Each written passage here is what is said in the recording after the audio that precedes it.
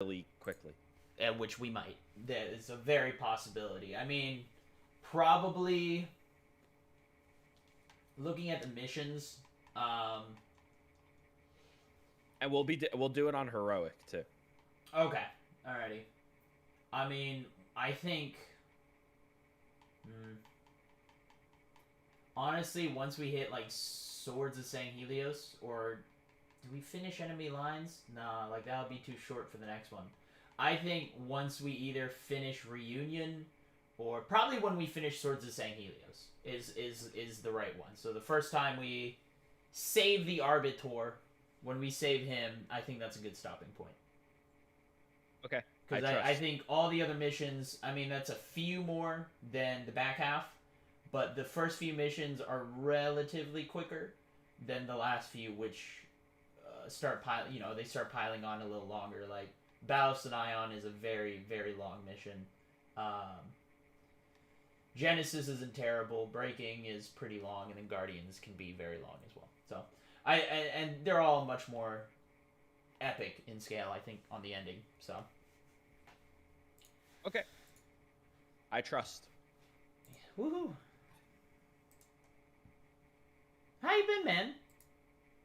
I'm all right, dude. I'm just I'm in like such a fucking, just like bad gaming mood waiting for Infinite that like I just need like December to like any game I play, like I'm just in like such a bad mood playing it. I'm Playing just it, you're like just not having fun. I'm just like literally the only thought that goes through my head playing any video game at the moment is just like in a couple months I'll be playing Halo Infinite. It's like, and when I wake up in the morning, like especially on the weekends, I'm like, oh, what do I feel like playing? I was like, damn it, I feel like playing Halo Infinite, but I can't. Right.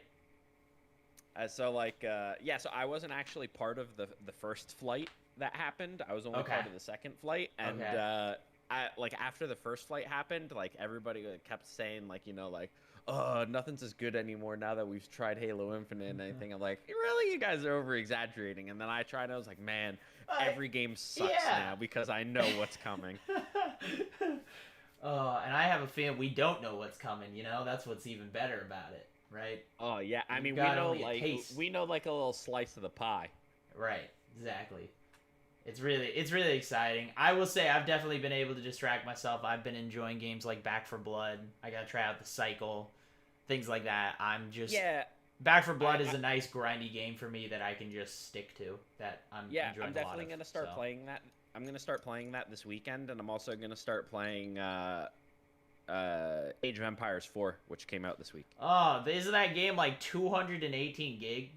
No, it's like 80. It's like 80 Is gigs. it? Okay. Yeah. I for some reason I remember seeing a tweet about someone being like, "What the hell?" and looking at it was like Oh, 200 gig or something like well, that. disclaimer: I installed it on the Xbox app on PC, so I Okay. don't know through like the Game Pass app. So I don't know if it's different in other places, but for me it was 80 gigs. Gotcha. Okay. Maybe yeah, maybe it's not as bad. I don't know. I thought it was worse than it was maybe. So, but yeah, I got that. What else? What am I going to? I don't know. I think I want to pick up Hades again. It's so much fun. I It's on Game Pass. If I I stopped, so I almost beat Hades. Like I guess the initial, right? It's after you beat the game, you're not actually done with the game. There's a whole bunch of Yeah, other you stuff, almost right? first cleared. Yeah, I first cleared on my sixth try. Oh yeah, So nice. like after that, I was like, man, I ain't gonna do better for that than that. Like I just had crazy good RNG the entire way through, um, and then I screwed myself by being greedy. But it was one of those that I got so close to the end, and I'm like, I know that's not gonna happen for another, uh, you know, 3 or 4 play sessions. So, do I need to jump back into it because I miss it? I got Hades down to second phase, like a quarter health or something like that. So Yeah, I want to say I was really close to beating it within like my first like maybe 10 or 15 tries. right, And then to actually get my first full clear took me like 27 runs or something like yeah, that. it's just it's gonna be a while. So, but Yeah. I really do want to get in that game because I love those kind. I like roguelikes, dude. I freaking love. I think it's why I'm liking Back for Blood. Their card system that they have. It's a roguelite system. It's amazing. I love it. You just Yeah, can there's really another change yourself. So There's another Hades-esque game on Game Pass called Curse of the Dead Gods, and it's got some okay. really funky mechanics in there. So like if you want like the kind of like the same type of game but want to try something a little bit different, that game is Okay. very similar. I know Darkest Dungeon 2 has been having, I think, a beta or something like that. And that's one of those classic Darkest Dungeon is it's got a very niche but very hardcore community of roguelike players. So that's Word. I know that's an open. There's so many, man. I mean, I'm just thinking like maybe I just go back down the road of playing super giant games of just doing like Transistor and Bastion and all the games that they did before Hades. So Makes sense. All right, I'm gonna I'm just gonna grab a drink really quick, and then I'm gonna do like an intro and that's a stuff, good idea. and then I'll undeafen, and then fuck it, we just have some fun. Sounds good. All right, cool. So I will be back shortly.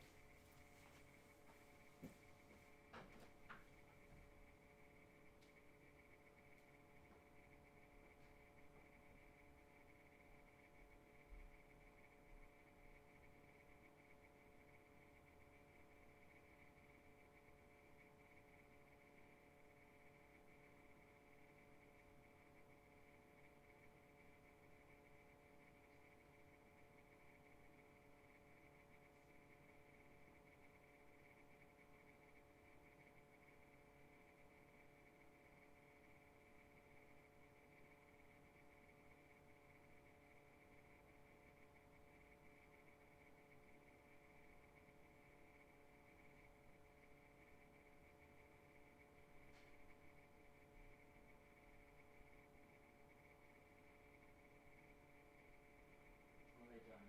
Just heads up, I'm not doing burgers. I'm gonna do burgers tonight. Okay. Instead when I get home. That's fine. Thanks.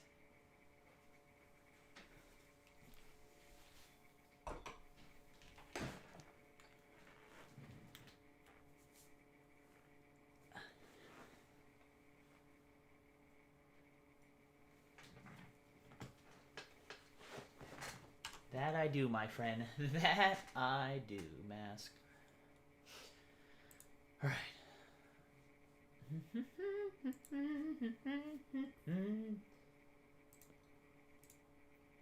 Man, no video quality options again.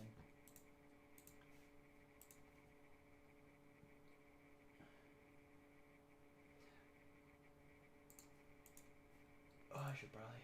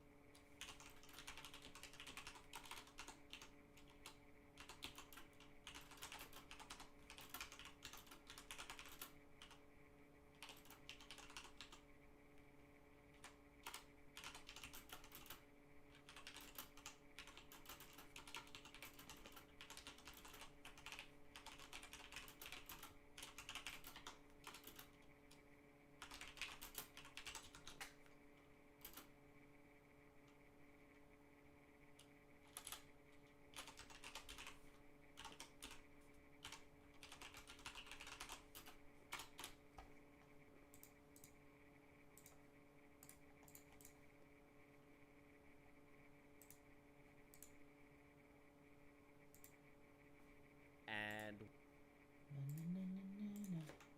the representation from one of the coolest communities within, sub communities within the Halo community.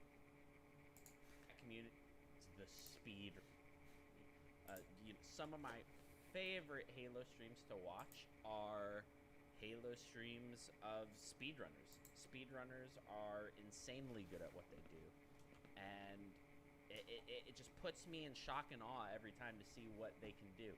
So for this episode and following episode. If you're live, following episode will be tomorrow.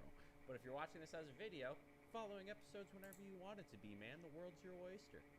So for the Halo 5 segment of this series, the one and only Pro Ace Joker be joining us, the speed running legend himself. And yeah, he's one of my many Halo friends that I've met through the games, and every time I go watch him break a Halo game in his stream, it's like the sickest thing. I watch him do the same trick over and over again. My mind is blown the same way every time. It's crazy. So yeah, with that being said, I'd like to welcome Pro Ace Joker to the series, and this is where, if I was like high quality, I would like have an applause track playing. I also think that he is streaming, so I don't know if he's muted on purpose or not. So I'm just gonna keep filling dead air. No, I was here. I was waiting for you to kill, waiting for a air gap there. I was gonna fill in, but yeah. All right, I was just, you know, I get uncomfortable with the silence, especially in these formats. So I was just filling dead space. Pro Ace Joker, what's up, man? Are you gonna show me? Are you gonna show me some like little speed tactics? Yeah, I mean, I'll try and curb it. I mean, the truth is even with Infinite and everything, like I can't ever play a Halo game normally. Like it's not physically possible for me to play Halo like a normal person anymore. Right, as I would expect. Yeah. Yeah, and that's not me being like, you know. It's simply the fact that at this point I know where every single weapon is. I know all of the tricks. I know the fastest way to kill every single enemy in the game. Why would I like, you know, I watch people play Halo CE or I watch people play Halo 3 and they're using spikers and assault rifles and stuff to like rip off Brute's armor. And I'm over here like, why would I ever do that, right? I know the fastest way to knock off a Brute's armor or pick apart a knight. I know all the quick kills, all that stuff, that I can't bring myself to use weapons that aren't the most efficient for the scenario. So it's impossible for me not to speedrun these games. So you're going to see something. But there's a few. I'll tell you, we might play the final mission twice. I'll put it that way. Just because I want to showcase it. It is Halo 5, I personally think, is underrated as a speed game. In the Halo world. I know how a lot of people feel about the campaign and stuff like that, but it has some of the coolest and flashiest tricks in the Halo speedrunning zeitgeist, I guess, and specifically the very final mission of this game is now my go-to for showing off speedrunning. If someone ever asked me the question, what is speedrunning? I've never seen one. What does that look like? That's the mission I throw on now out of all the Halo games, because if you've played Halo 5 and you know the final mission, it blows people's minds that we beat that mission. I mean, you know it. Do you remember the final mission? You have to destroy all the cores, and you have that giant Coliseum. From a casual standpoint. I can't say I remember it from a speed no. That's what I'm saying. From a casual standpoint, right? That's a pretty decent-sized mission. We beat that mission in 3 minutes. Yeah, so for reference, I'll just scroll down here. My best time on that is 37 minutes and 39 seconds. Yeah, mine is 5 minutes and 40 seconds. That's insane. So, yeah, hopefully we don't break it too much, and you can show me some little, some tactics here or there, because as I've been being exposed in this series, as much as a competitive head as I am a campaign noob. I'm here, like, Duquesne showed me some Halo CE stuff that I'd never even seen before, and, like, now I'm ready to be mind blown. Even though, you know, I don't want to break the game, you know, I still want to have the campaign experience. We'll have, you know, enjoy the story. Tone it down. I'll tone it down. But I'm excited to go faster than I've been before during this. Right. Well, so, and I got all the details you want here, so. Nice. Well, with that being said, I say we just get started. I'm in. All right. Well, then let's start this new mission. This is the end, man, right? Like I'm technically your final guest for this series. Or do you have you done all the other ones? You're not, because right. I'm doing it in story order. So actually, Halo Wars 2 is the last one after Oh, you're also doing the wars and stuff. Okay, fair enough. Yeah, yeah. So I started with Wars 1, and now I'll end with Wars 2 next week. Gotcha. Who you have on for that one? Do you know yet for that? I do know actually, But and you're I gonna will keep it a be secret. I like yeah, it. yeah, I'll I be like it. releasing it on Monday or Sunday maybe. Right. All right, who am I being here? You're gonna be Locke. I mean, this is Okay, your cool. show, so you get main character. I'm gonna be my boy Nathan Fillion. So Yeah, yeah, that's a good pick. Good pick. Yeah, and Daniel Olson in the YouTube chat. What's up, good sir? You guys should be in the chat if you're watching this as a video, so you can ask me cool questions and I can explain comments the whole like this where he story. says You the want me to Wars games explain are the whole his story? I personal can do it. favorites. So I hope you'll be around next week to see Wars 2.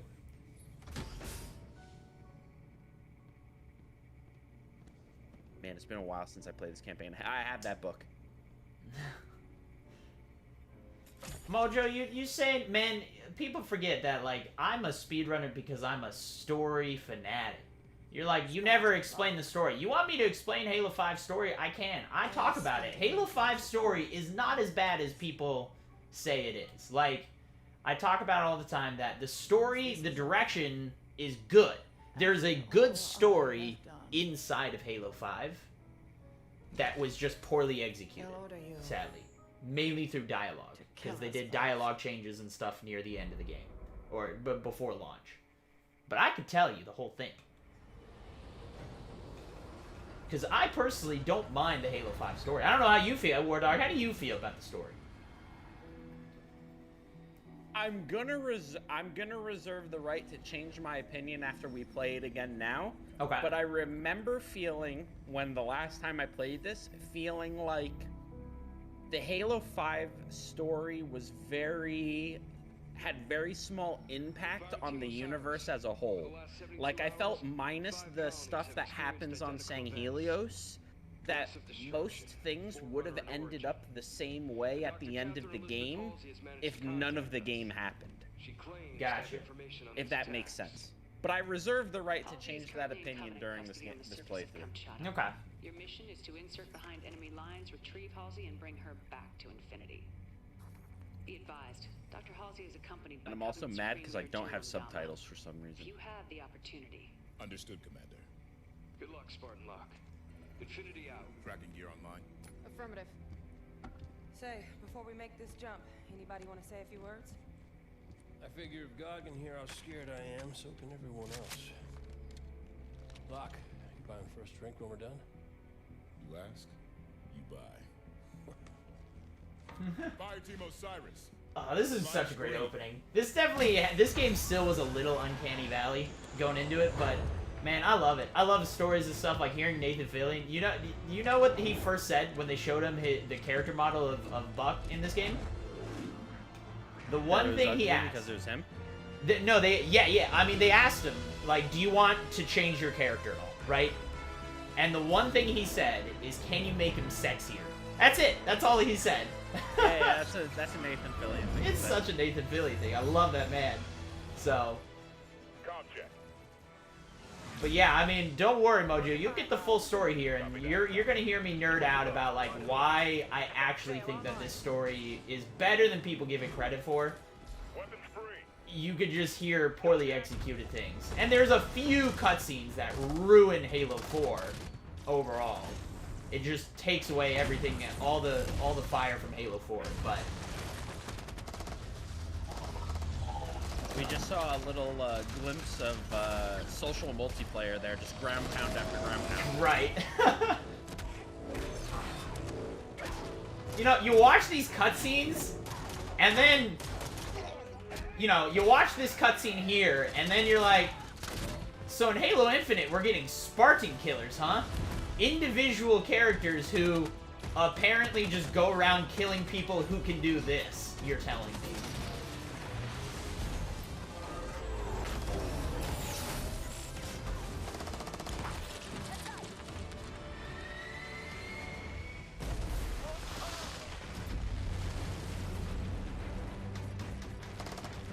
What an epic opening. Yeah, maybe the best opening in Halo. Yeah. I mean, it's hard to beat the Halo 2 though, man. Given the Covenant their bomb back. Yeah, that's true. This is at least like at least a close second. So if you wanna know something straight off the bat here, so we saw an elite that was killed here. There's an actual energy sword that you can pick up right behind you. Right here. Oh. You can pick that up. It doesn't have any ammo in it, but we actually use that for speedrunning. So there was a thing. Way. There's a few things changed. A lot of people don't realize, but you actually get a movement boost speed when you carry an energy sword. Same thing with the gravity hammer. When you carry them, including in multiplayer, you actually get a movement speed boost of about 10%. I think it was 15%. I accidentally dropped it, but It's gone. When I dropped it, like I felt it. I got significantly slower. Yes. So in campaign or in multiplayer, it did the same thing, but they actually nerfed it. So, but one thing 343 does now more than ever is they make sure that they try their best to not affect speedrunning when they affect multiplayer changes. Because, a lot of things, good example is you remember back when the game was out, early on, people were using warthogs to clip through bases in Warzone so you could enter bases early and stuff like that. I don't know if you ever utilized that or knew about that, but... I kind of heard about it, but I never did it. Right. So they took that out, obviously, because it was being abused in multiplayer, right? And sadly, that took it out of campaign, and it affected speedrunning for a little bit, but we found faster strats anyway, so it didn't matter overall. Oh, that's a data pad. I didn't mean to do that. But it's one of those that they specifically designed in the game. There's actually multiple versions of each weapon. One for campaign and multiplayer specific. So the weapons can be interacted with and changed individually depending on what you're playing. So the sword, they nerfed the sword in multiplayer, but it's not nerfed in campaign when they patched the game because they didn't want to affect speedrunning. But they purposely, that was something that was made later. They didn't do that initially, but they thought about that, and so they actually they made completely different versions of the weapon, of each weapon, so that they could make changes individually according to the playlist. That's insane. And I'm hoping, and I assume they might do the same for Halo Infinite as well, to not affect speedrunning the same way. So. Yeah, I'm sure they will. There must be something bad. Hello. Well, one hell of a trap. Hey, Grey Wolf. Contact.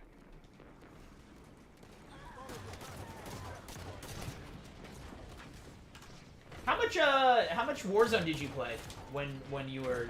I know you. I mean, I'm guessing you don't play a lot of Halo 5 these days, but when you played a lot of it. I played a good amount back when we were doing like the main streamers and stuff. A lot of the time when we were doing multiplayer content, especially with viewers, we would tend to do it on Warzone so that we could get like the most amounts of viewers in at a time.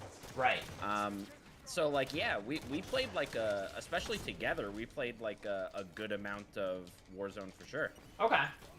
Yeah, I know that was what I played almost all Warzone for the long time. I really love that mode. I love PvE, PvP games where you're doing a combination of both, so.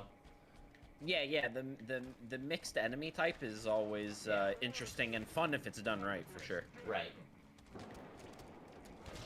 So what is it? I think, is it Locke that has a speed boost? I know each of the characters when you do character selector, you can actually see they have an armor mod on.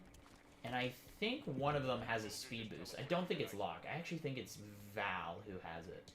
So technically, if you were doing co-op, you would want to make sure you have a Val because they just move like a few percentage faster. So, but yeah, no, I was curious because I was like, I don't know how well you know about like killing enemies. I've been doing a lot of Halo 5 Warzone firefight because I've been working towards that 152. So. Right. Bye, I'll see you later. I'm up here, Dan, if you want to look up. I'm just killing this guy. I'm really slow at killing guys. Where are you? Where'd you? What the? Oh, what? saw you fall from heaven. Don't worry about it. I'm coming back. Don't worry. God, just falling from heaven. I'm just gonna pull off random speedrun tech and see if you can figure out what the hell just happened. So I just launched myself about 100 feet in the air. And again, speedrun wise, we actually skipped this entire area. So like, what are some like 101 like tricks that people might like be seeing during a run that don't really understand that it's like an optimization, like, you know, like something like a specifically quick way to kill a certain enemy type or something. Yeah, like so I mean the best ones is, I was gonna say, when we talking 101, like enemy, one of the big run, the changes between people's runs is how quickly they kill enemies, right? I mean, if you get good enough at speedrunning, if you become one of the top tier runners, you typically know how to do every trick, everything the same as each other, right? You of course everyone messes up, but you tend to get very good at doing tricks regularly, right? Reliably hitting tricks on the first try and stuff like that. So then what's the difference? Like, where is the time save? How do you run faster than everyone else? And it tends to come down to fighting efficiency. It's why I like Legendary the best, is that's the largest difference, is it comes down to who can actually get through fight sections quicker than another person. So what you're going to see is a lot of, obviously, noob combos. For noob cube is the fusion rifle, or fusion coil in Infinite now. That's the name for it. Yeah. But it's going to be a lot of Promethean weapons are best against Prometheans. You're going to see a lot of the suppressor and bolt shot against knights and soldiers. To basically pop them, and then a quick swap. It's the noob combo of Prometheans, right? So, lots of quick kills. Whenever you pop off, I'm sure a lot of people know that whenever you pop off the, here's a skull if you want a skull. I don't know if I have this one. The skulls and collectibles were something I never did in this game. Yeah, this is right here, IWHBYD. Oh yeah, I do have this one, yeah. But, again, I think it's a lot that some people might know is Knights, if you pop off the corners, right, they actually added kind of an easier kill method. In Halo 4, you could just backsmack.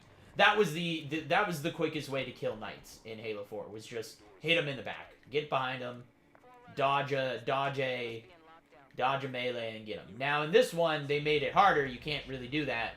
So you have to pop off a corner, and then when you pop off a corner of a Knight, they open their face up briefly. They yell at you, and if they do that, you can actually shoot them in the face and it'll one-shot them.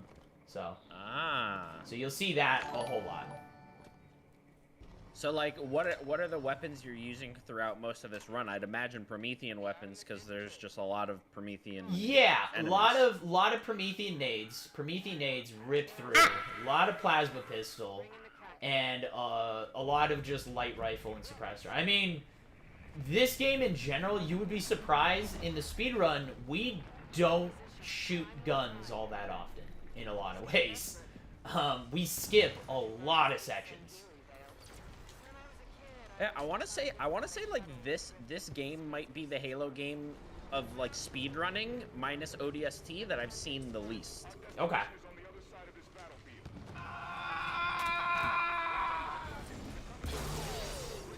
Oh no. Hey, True, thank you for the gifted sub. You're beautiful, you're sexy. For Sarles, he was complaining about ads again, so of course he does his normal thing where he's all sad that he doesn't have a sub, and then he waits for you to get a new sub. I may have died. No, you're not dead yet! You just gotta get revived by your teammates. Yeah, I mean, like, you know, as far as dead goes in this game. We hate that as speedrunners. I'm gonna be 100% real. The well, yeah, revive system, it's like AI reliance, right? Like, yeah, I mean, it was a point of, I keep wanting to use the word pride, but it's not of, just when they were making this game, in their brains, they were like, our AI is so good, they'll always be able to revive the player.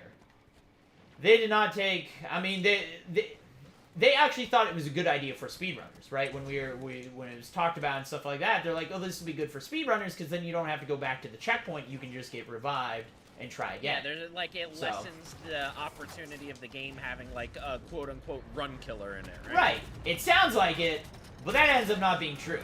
A lot of times, the way that we do setups and stuff like that require us to just end the level right there and call it, you know, reset and just do it again. It's easier to start from scratch because there's a lot of timing and stuff that goes into it, you know. So it ends up being worse because we get times where we get a checkpoint when we don't want a checkpoint, so we have to go backwards a checkpoint because we've soft locked the game, meaning that we can't progress any further. We've put the game in a state where we can't. It's a run killer. We either have to reset the run or we have to kill ourselves 5 times fast like the other Halo games, and it resets you 2 checkpoints backwards. Right. Yeah. Which you can't do that when you're not dying immediately or your teammates are constantly reviving you. There's a few ways around it. If you get stuck by a grenade or you get hit by a fuel rod, that will insta-kill you. So a lot of times we just try and get ourselves stuck with grenades. But it is, like, there's the movement in this game, there's so much clambering, getting on top of rocks, jumping around, areas in the back corners that, sadly, the AI is, hey, do you want a binary rifle before you go? How do why can't I ping?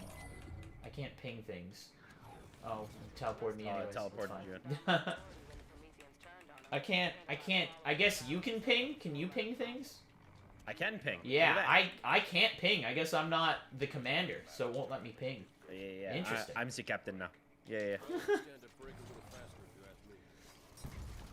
Hey, look at that guy. Oh.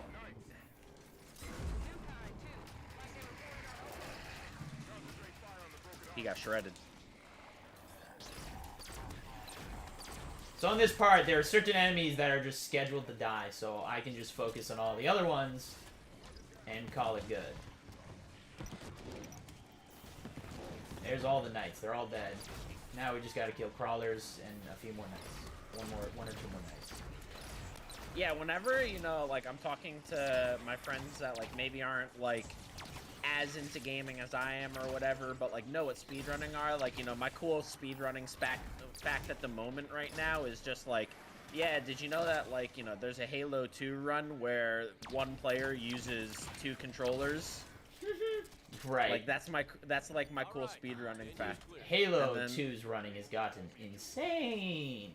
Yeah, I mean, when I was talking to you briefly about trying to figure out if I wanted to pick up a game to learn in a speed run, like, the second I saw that, I was like, nope, this is not the one. Yeah. Well, Halo 2 is Halo 2 is just a tough game in general. It's not a great. It's not. They're doing crazy stuff. I mean, it's all scripting manipulations and things like that they do now. It's crazy. Mono. He's a very smart man. Yeah, he was crazy on GDQ. Yeah. He did a great job for that. Would you like to discuss the finer points? I know he was so nervous for those because those are tricks that, like, if you mess up, there's nothing. You got to restart the entire mission, you know? And I can. Yeah, and you know, it was crazy that, like, he was prepared. Like, he had the backup Xboxes, and he was set. And like, even though the run wasn't the cleanest, like, he needed to swap consoles and everything. Even though it wasn't the cleanest, it was still one of the, like, more impressive runs of the year for sure. Yeah, and it was only one. I mean, he only did one, like. He only had one real bad moment that he had to fix, and to everyone else it looks good, right? I mean, to people who know the speedrun, it's not a clean run, but people who've never seen it wouldn't be able to tell otherwise, you know? You would notice a few mistakes here or there, but overall you would be like, yo, this is insane, right? So. Here we go. Just completely ending kind of interesting character. I'll be honest, I wasn't that big of a fan of Spartanops. This is where, like, story gets a little bit, like, yeah, I don't know.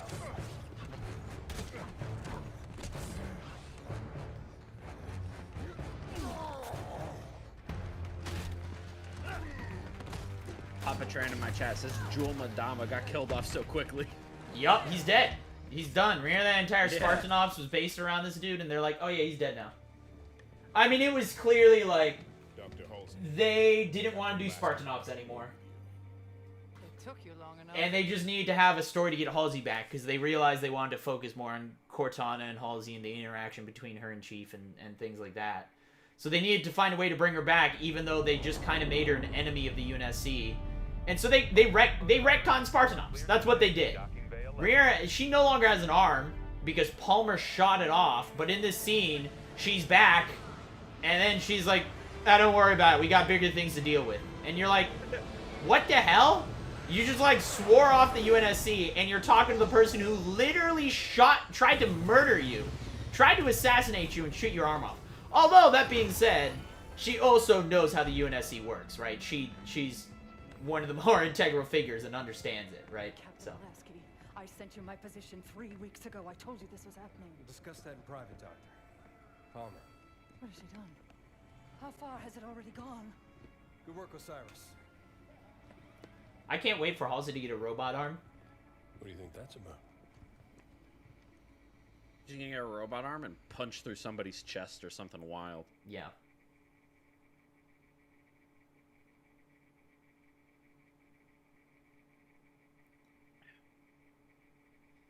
All right, I let you choose. You know, I want you to. Oh no, you're chief, baby. You're the guest. You're the guest. Oh yeah, but you are the leader of this, so you're chief. I'm gonna pick up. All right. Let's see. See, I mean, you can actually see if you look at the. I'm guessing you did it now, yeah, but I wanted like to look at that. Yeah, if you look at the loadouts. Oh, we have 5 seconds, but you can actually see like Kelly has a mobility and things like that. Kelly had Kelly had for that. dexterity, the quick swap. Yeah, she's got dexterity and mobility, so she just moves quicker. So, another great opening, by the way. So does that mean that the co-op category for this game is quicker since you have access to the quicker characters? In all of the Halo games, it is. I mean, again, like I said, one of the biggest differences is how quickly you go through fights. And when you have 2 people, fights just go faster, right? Right. So. And I'm sure that there are people out there that, like, they're going hard in the paint on co-op, right? Like, they're coordinating. Oh, they know. Oh, yeah. You should see. I think the best co-op runs, you should. Halo 4. I think Halo 4, out of the Halo games, Halo 4 actually has the best co-op run. It's like, and the people who are doing it is like Royal Hobo and those guys. They have put a lot of effort. Halo 2 also has a pretty good co-op run, but Halo 4 I think has the most entertaining of like how it kind of differs and how it looks compared to the full run, normal run. So. Everyone ready? Affirmative. You good? Also like to give some grief to whoever's responsible at 343. In just this game in general, I don't like it how Blue Team, they all have like the cool version of their weapons, you know, like the legendary Blue Team version. But it doesn't do anything? But A, it doesn't do anything, and B, Chief just has a regular ass AR. Yeah, but that's his like, classic cool thing, AR. right? That's him. You're right, though. You would think he'd have a named weapon of the sort, but I feel that's also not Chief's style, right?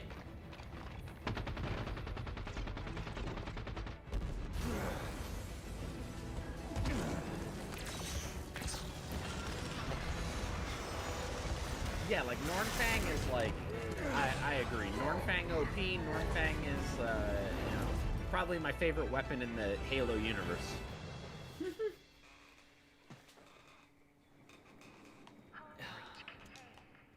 I'm just faster than you, bro. See ya, You are nerd. faster. So you're gonna see a lot of. You could be the slower character and still be faster. You're gonna see a lot of like movement stuff with like how I move around the map. There is an optimal way of how you use your thruster pack and sprint and things like that. Don't worry about it. I'm not doing anything bad. Ship data center is just ahead. We can pull down Argentines. Don't worry about it. Oh. Looks like they were designing a new stealth class vessel. They lost years of expensive R&D with the station. Don't worry, I'm not actually gonna use this because I'm probably gonna mess it up anyways. I'm not good at this. Watching. I'm not good at this. So this is, we actually skip the entire section here, and so we can skip the elevator. Oh, no, I got it. Okay. See you later, nerd. No, I'm coming back out. But yeah, pretty much we would use this, and then we would just skip all the way to past the elevator. We could just go buy it, so. Oh, I can't come back in. I can't. I'm locked here. There's an invisible wall. Alright, well, I'll find my way out. Should I just keep running and teleport you? Yeah, that's not a bad idea. But I mean, I think it can come out the same way I came in. Or I can die. That too. Alright. Alright, let me catch up, chat. How you doing?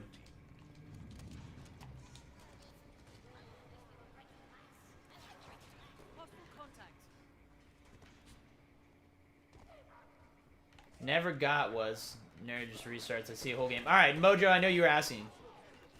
I was watching Eli's Halo run on the last mission. No one do it like him with the camo. Just get shot from behind? What the? Which one are you talking about? Hey, what? Eli's Halo Reach run on the last mission. Camo. What camo are you talking about, I guess? We're just using camo? For what? Oh, we don't, because, I mean, again, sprint is faster in general in that, so.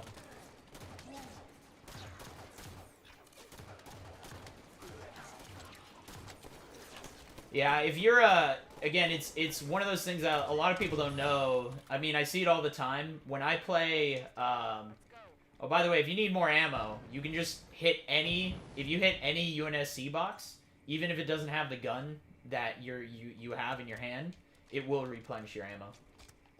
Oh, that's kind of crazy. I didn't know that. But yeah, so you know, we were talking about Promethean bullets are better against Promethean. A lot of people don't know that that actually goes into, like, Warzone and stuff like that. So I've been doing a lot of the 152 grind, which is the fastest way. You can basically cut your time down to a quarter of what most people do. You need... Most people average who just played the game was about 80 days of playtime. Was how much you need to get to 152. I'm going to do it in about 26 days of playtime. And it's all because you do Mythic Warzone Firefight. Because it's... it's permanent two times XP, and then you have XP boost, and it's all the whole thing.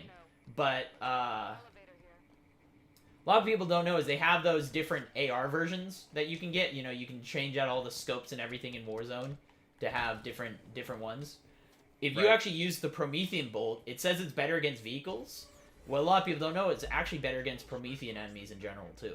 So I never see people using just the regular AR with Promethean bolts, which you get at, like, Rec level 2. And it makes the Promethean waves a lot quicker. So Interesting. But yeah, I mean, Mojo, I mean, that's how speedrunners do, is they just restart. I mean, again, Mojo, I think that's probably why you like my stream a little bit, is that I tend to do a lot of no reset runs where I go through a whole run. Rewind of the Halo story, and we're all learning how to be faster together.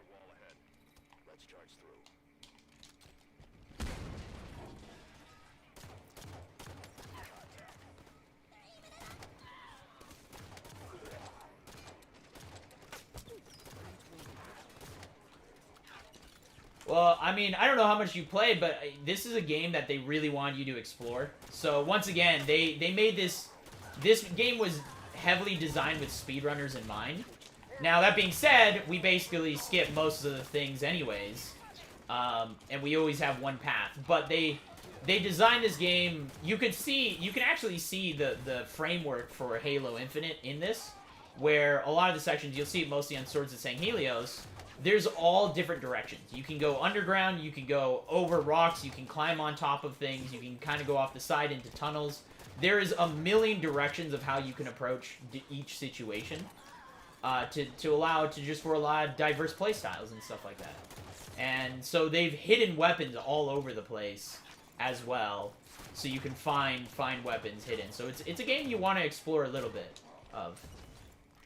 Kind of check out different areas. There's definitely a lot more, you know, freedom areas for map exploration in this campaign, and that's something that's That was pretty obvious to me even like the first time playing it, but way more obvious now that I have all the campaigns pretty fresh in my memory. Yeah. There you go. Battle rifle there. There's a Hydra up here. DMR over here. I found like a random DMR on like the bottom floors. Yep. Just like chilling out. I'm just gonna use this Hydra. Oh, nice. This does one shot.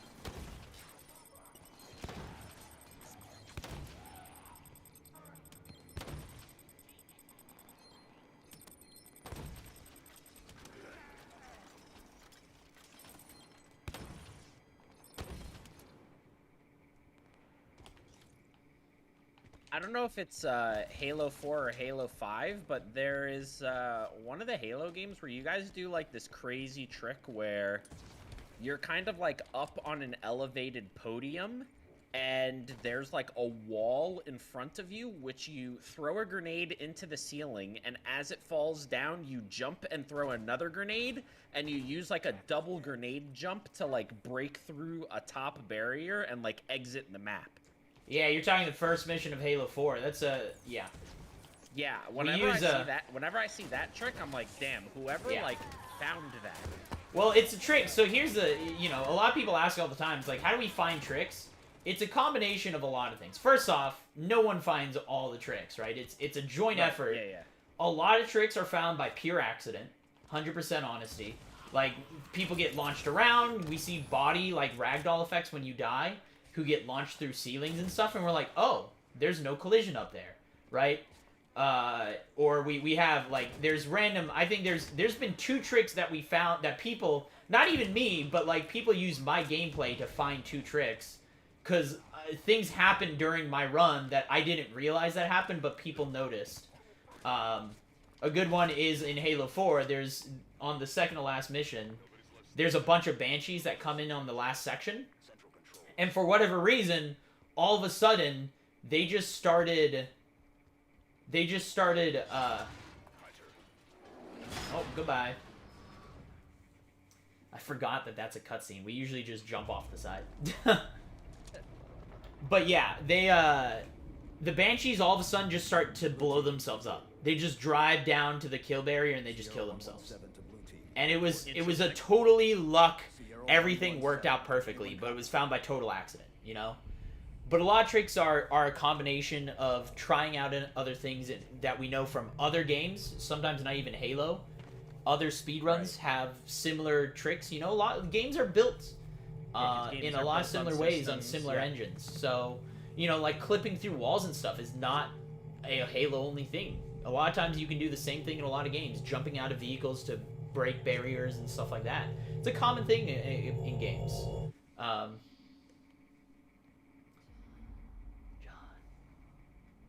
Oh, this is good, man. This is a good cutscene. Added a little bit of horror element to it. It's good. But we, you know, a lot of it is just that trick we actually knew about for the longest time. There was another way that we did that trick. The out of bounds on Dawn with, like, blowing up the box to launch us. But we used to do it in co-op. We knew it was a thing before because people did it on co-op, and they did it a slightly different way where they would despawn the outside elevator and have someone standing on the outside, so they climb on top of the map. The domain is open. Meridian is next. Cortana? John, the reclamation is about to begin.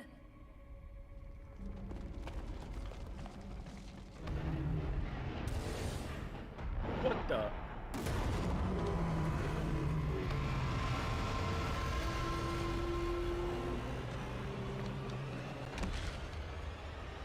Chief, what's wrong?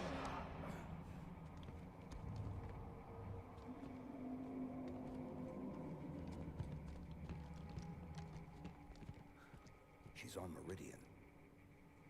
Who? Cortana. Oof. See? You see a scene like that and you're like, damn, that's a great cutscene. That's a freaking great story cutscene. I just want to say. I watched her die. We have a mission to focus on. We can talk about this later. Lights on. Frederick, get us back on course for Central but yeah, Mojo, it's one of those, like... No, I'm still at my parents, by the way, Mojo, to answer that question. But yeah, I mean, a lot of speedrunners restart because speedrunning is about trying to get the best time. It's not always about doing the runs. That's why I do it. How, what? No, I'm not breaking the game. I'm just in, I'm in here.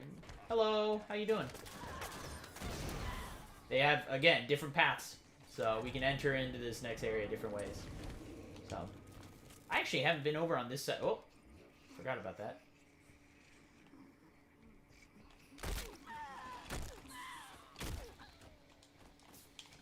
Take a plasma pistol. Oh, all these guys suicide, by the way.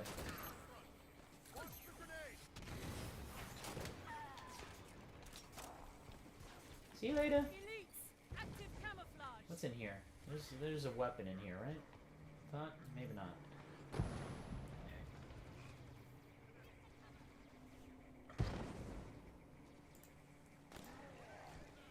But yeah, it's alright. You know, I'm gonna be a little distracted talking to chat. I'm gonna do my best as I go. But this is War Dog's show, so I'm kind of trying to keep how much I'm talking to stream on live a little lower.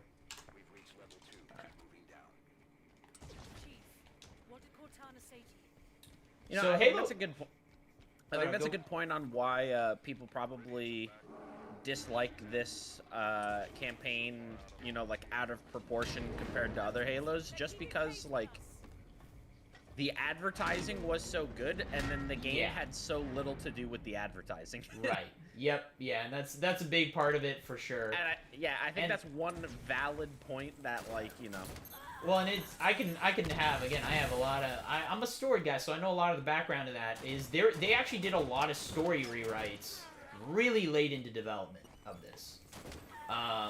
We're talking like, you know, a lot of the game was set, but like we're talking within 2 years of the game launching, which again, people don't know game dev. I know people are talking about, you know, Halo Infinite's been in development for 10 years. That's not really true.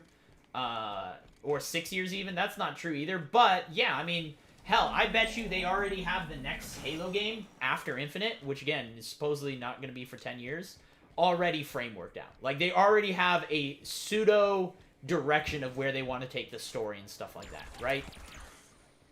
And so they developed that stuff very far in advance.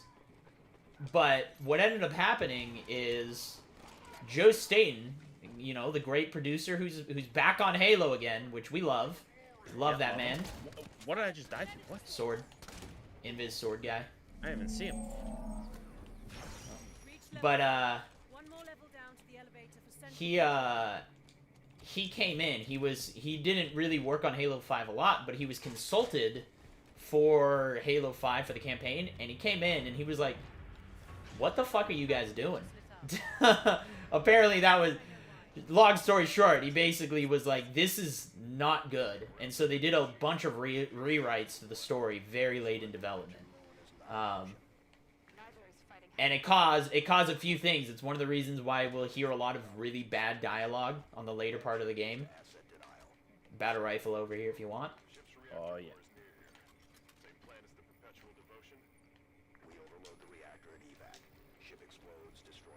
AR, yeah, who would want that? So. Just ahead. We can use air ducts to travel between them. Marking the access panel. I'm a game story guy, buddy. I don't read the books. Fuck the books. Anyone who reads the books is a fucking nerd. Yeah. Now how do you feel? I feel like my audio is low. My game audio.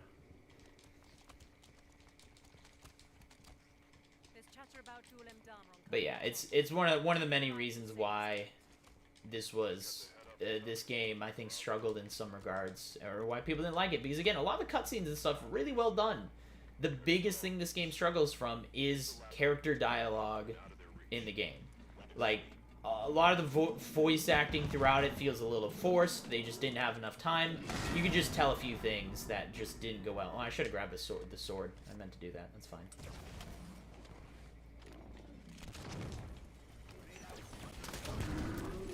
So, they actually modified hunters, by the way. Right at the end. Once again, very kind of right near the end of development. last few months, they decided to all of a sudden buff the hunters really heavily. Oh man. They used to be very similar to how they are in the other Halo games, a lot slower and stuff like that. Then they upgraded them to be really fast and really powerful. Like, I mean, they even have dialogue in it that says, like, Fred has a dialogue where he's like, hunters are strong, but they're slow, right? So you can get up behind them. Not That really. is not the case. They smash instantly. You get near them, they just attack. So, which, by the way, this is another like fun thing. You can actually skip this section if you wanted, and if you know where the activation is, you can actually activate the reactor axis right there. If you hit down on the D-pad, it'll ping it. Yeah. You can actually activate that and skip the hunters, but they'll show up at the end of the level. So they'll actually get added in to the end of the level instead. Huh.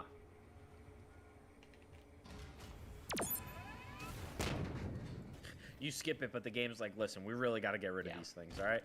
Although, the trick we do on this level, again, what I was doing in the start where I climbed up on the map, there's more parts to that where we skip all the way to the very end of the mission. So we end up skipping, if you skip the area as a whole, the hunters don't actually spawn at all. So they don't show up at the end. So.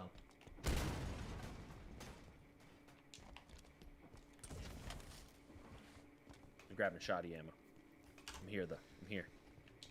But yeah.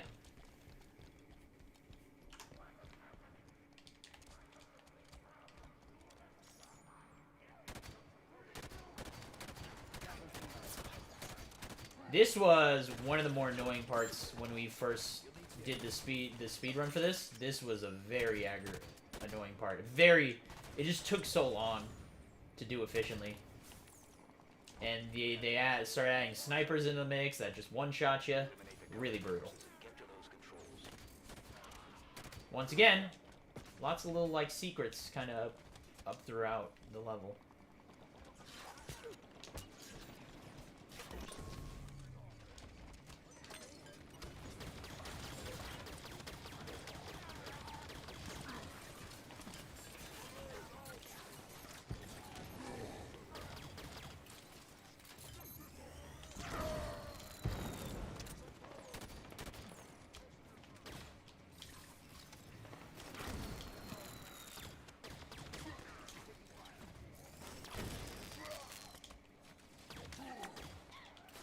I feel like I'm hiding for so long when my shields go down because I expect it to be like multiplayer length, but it's definitely not.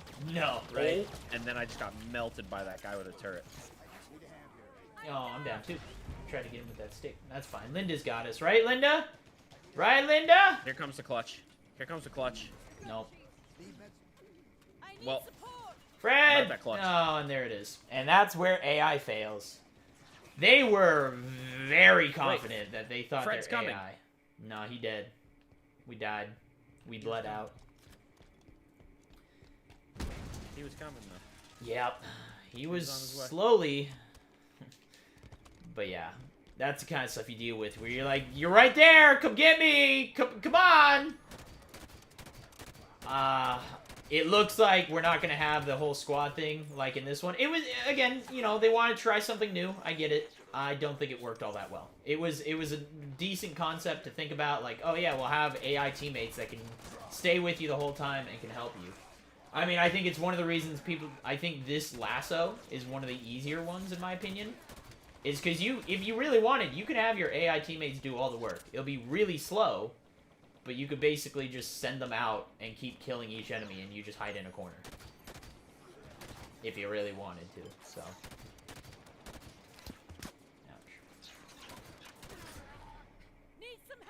What's like the speed running outlook for the new game now that it's more like a open world-esque? Oh, I'm so excited. I mean, it raises a few issues. There's one I brought up yesterday when they released the blog post that I think it tackled it a little bit. I'm trying to remember what it was about because there's trying to issue one of the things I was sort of worried about. But it's, for me personally, it's not gonna be for everyone. I mean, like anything, like if you look at, most speedrunners, there's a lot of speedrunners that they play one game and that's it, right? I mean, there are very few speedrunners out there that run multiple games, and if anything, the same franchise, right? If you watch anyone do GTA, they typically run one GTA. Legend of Zelda, a lot of people run one Zelda. Or Super Mario, it's one Super Mario game, right? Same thing with Halo. There's a lot of people who do different stuff. And so it's not going to be for everyone. But like any other Halo game, it's going to breed its own group of speedrunners who end up getting very into it, right? It's the same thing with Halo 5. Halo 5 has its own section of speedrunners who, they are the Halo 5 speedrunners, right? You know, Mr. Monopoly is one of the few people, he knows how to run every single Halo game, but he's a Halo 2 speedrunner, right? So, Right. Yeah. that's what he's known for, and that's the one he's best at. He doesn't know how to run Halo 5, I think, at all. I know he only really knew, so a little bit of speedrun trivia for you, is when MCC first came out, they actually brought in Goat Roped, who was the Halo CE speedrunner, who made Halo Runs, by the way, the Halo Runs website, and Mono, Mr. Monopoly. They brought them both in to test the games before they launched it, to make sure each of the Halo games had all of the speedrun tricks still in the game. They wanted to make sure all of the speedrun tricks actually worked. They didn't want to fix them, they wanted to make sure they were still in the game. So like, Goat Roped, I know he did Halo 1 and Halo 4, whereas Mr. Monopoly did Halo 2 and Halo 3.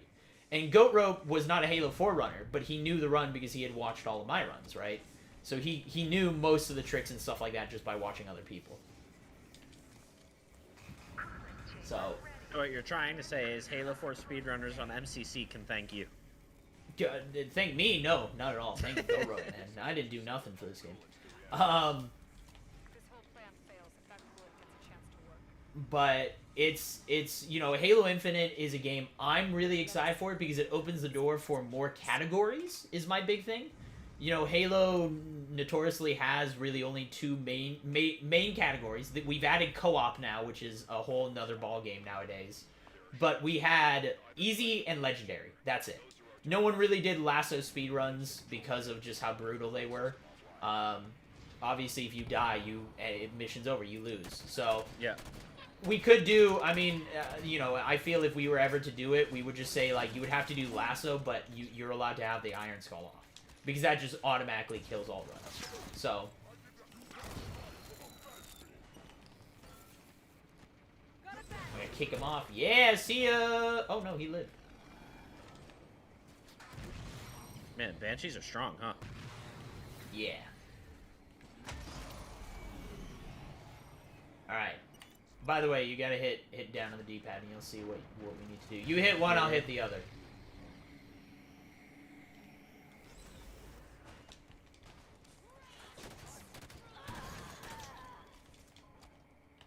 And don't forget, one feature that you might not remember, but you can actually ping weapons for the AI to pick up. So there's like fuel rods around and stuff. You can actually get Val and Tanaka to pick those up if you want. Or Fred. I'm Tanaka, I think. Or no, wait, who? Hold on, that's Osiris. My bad. Wrong people. Oh, never mind, Linda's dead. She jumped off the map. Can't believe you just squashed me.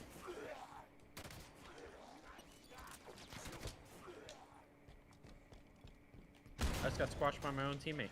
Did you? The one man I thought I could trust in this world. Shades are still closed on those coolant pipes. Find a way to open them. I now have a rocket launcher, I guess. Oh yeah, nice. Yeah, but I guess to say the note is, like, I'm really excited for Halo Infinite speedrunning because it is open world, and because it seems like if we've seen the minimap, there's a lot of objectives and collectibles, side stuff to do. It means that we'll be able to do. By the way, routing this area, a lot of fun. Having to like run to get the Banshee to and then like timing all your shots before all the enemies come up and stuff like that to go as fast and then end in the last area. But yeah, no, it opens the door for like 100% runs, right? 100% running isn't really a thing. Like, yeah, there is collectibles in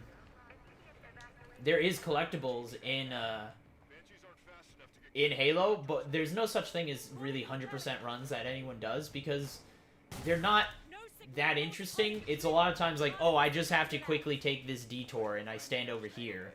Yeah, right? it doesn't really add to... It doesn't add anything interesting. Fred, I need you to... Okay. I don't even know what just murdered me. Did you fly out I think of I the got map? fuel rodded. No. I was flying over to you. I think I got fuel rodded. It was crazy. Here, ping. Alright, I still have my rocket launcher. Yeah. Alright, here we go. I'm a new speedrunner on the scene. Here we go. I know exactly what I'm doing now. Yeah. So you're using the fuel rod to destroy all these things? Yeah, yeah. I'm a speedrunner. I know what I'm doing. Mm-hmm.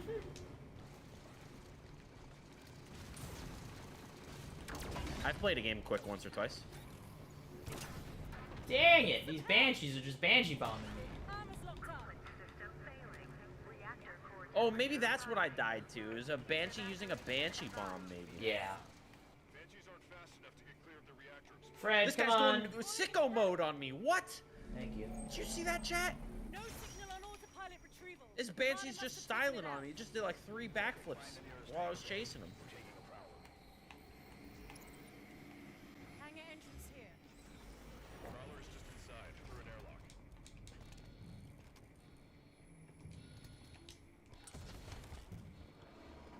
Reactor core temperature has exceeded 1. Hey, what's up, Magnolta? Failure imminent. Immediate evacuation advised. There's the Prowler. But the hangar's full of Covenant. But yeah, I'm excited, dude. I'm so excited for Infinite myself. I'm gonna be really down for it. I like the size of the open world, so I'm not big. I like to think I enjoy RPGs, and I do. I do enjoy playing them, but I never finish RPGs. I've never finished Fallout. I've never finished Skyrim. I've never. But I'm at like max level for all of those because I'm a completionist as I go. So I make sure to 100% everything. Like I want to do all side missions before completing the main missions. Which games like Skyrim is kind of difficult to do that on. So I like open world games, but for me, it makes way more sense to do like Spider-Man or Prototype, if you remember those, or like... Oh, I love to Prototype. Yeah, dude, those kind of games are the perfect size of open world to fit me, where there's lots of collectibles, lots of things to do, but it's not so big that there's too much to do for me before I get bored with the game.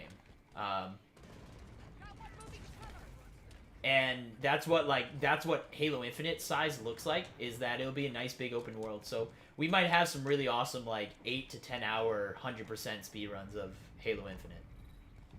I have a feeling we'll still be able to beat the game in hour and a half. It's weird to me that over 20 years we've had 7, 8 Halo games.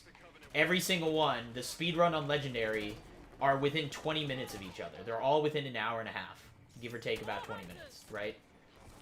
That's what the speedruns have gotten to. You know, it's crazy when you think like, about it. yeah, you carry certain design philosophies throughout the years, Right. and I think it kind of makes sense. Yeah, no, it's awesome, but it's still crazy that it worked out.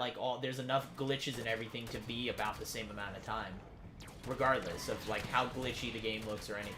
It's weird. Or the length of the game and stuff like that. And I think Infinite will be no different. So, I have a feeling we'll be able to... I hope they have a sub 3 hours speedrun achievement.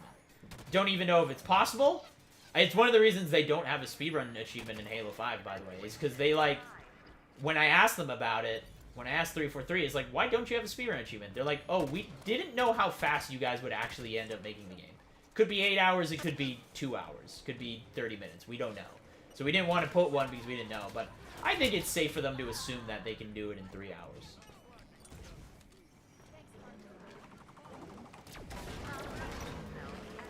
Oh, Hunter. Oh, now we got reinforcements. Oh. It's a bad day to run out of ammo.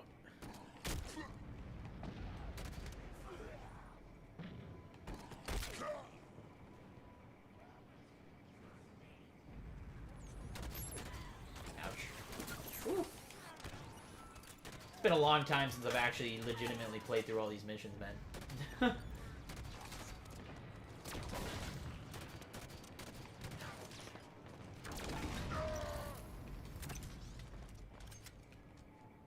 That elite sounded like Arnold Schwarzenegger. Hey, we're ready. We're done. Yay. Ow. Who did that? Why would you do that? We're supposed to board the Prowler. We're a team. Team. How am I supposed to board the Prowler if I'm dead? Well, I mean, we can drag your body on there. 89 seconds. That's not a problem. That's easy. Yeah, move, grunt.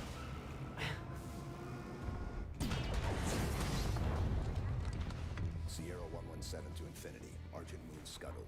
I've reassigned Blue Team. Destination Meridian.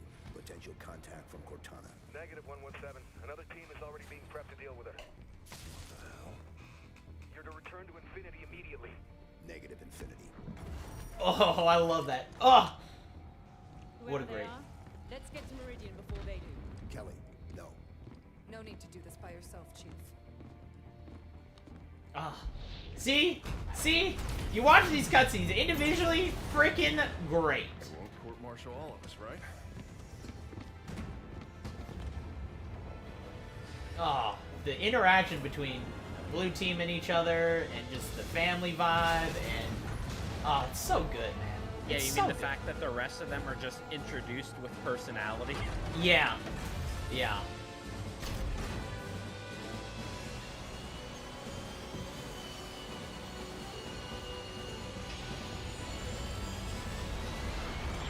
I doing the Ace for, but yeah, I agree. They should have added the achievement afterwards, post-launch.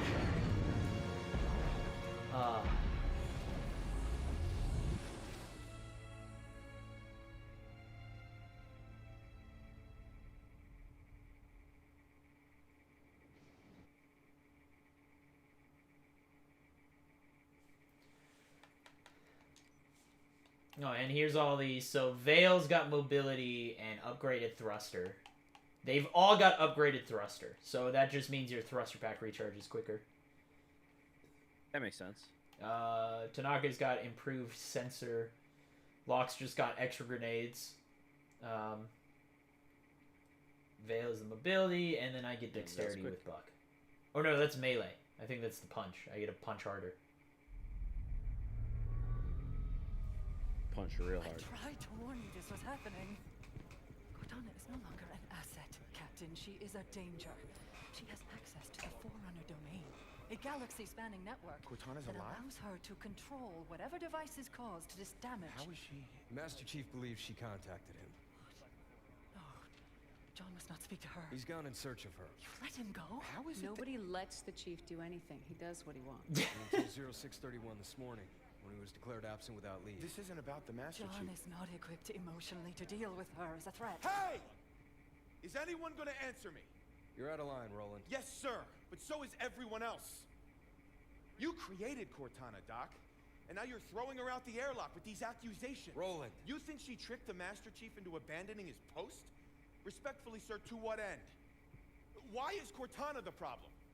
Because she refused to die when she was supposed to? God, I wish they continued that scene. Another great scene. Deactivate him.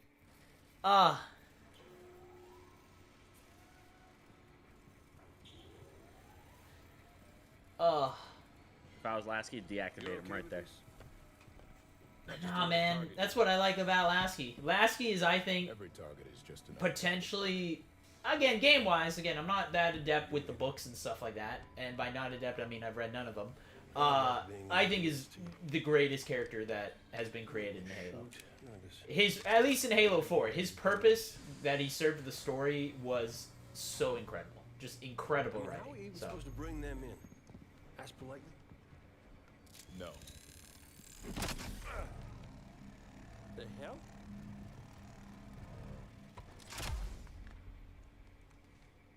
Armor restraint. Short circuit their suit systems. I like that they don't use armor lock. The lock. Every other Spartan Every soldier, when they hear about this, they're gonna hate us. You know that, right? You're not the only one here because of him. God. Oh! See? See? Ah.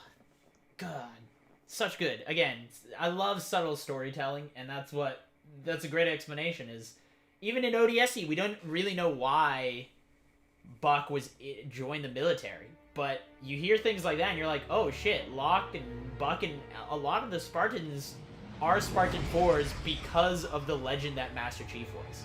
He inspired hope into others to join the military. What a great story point that they don't need to say!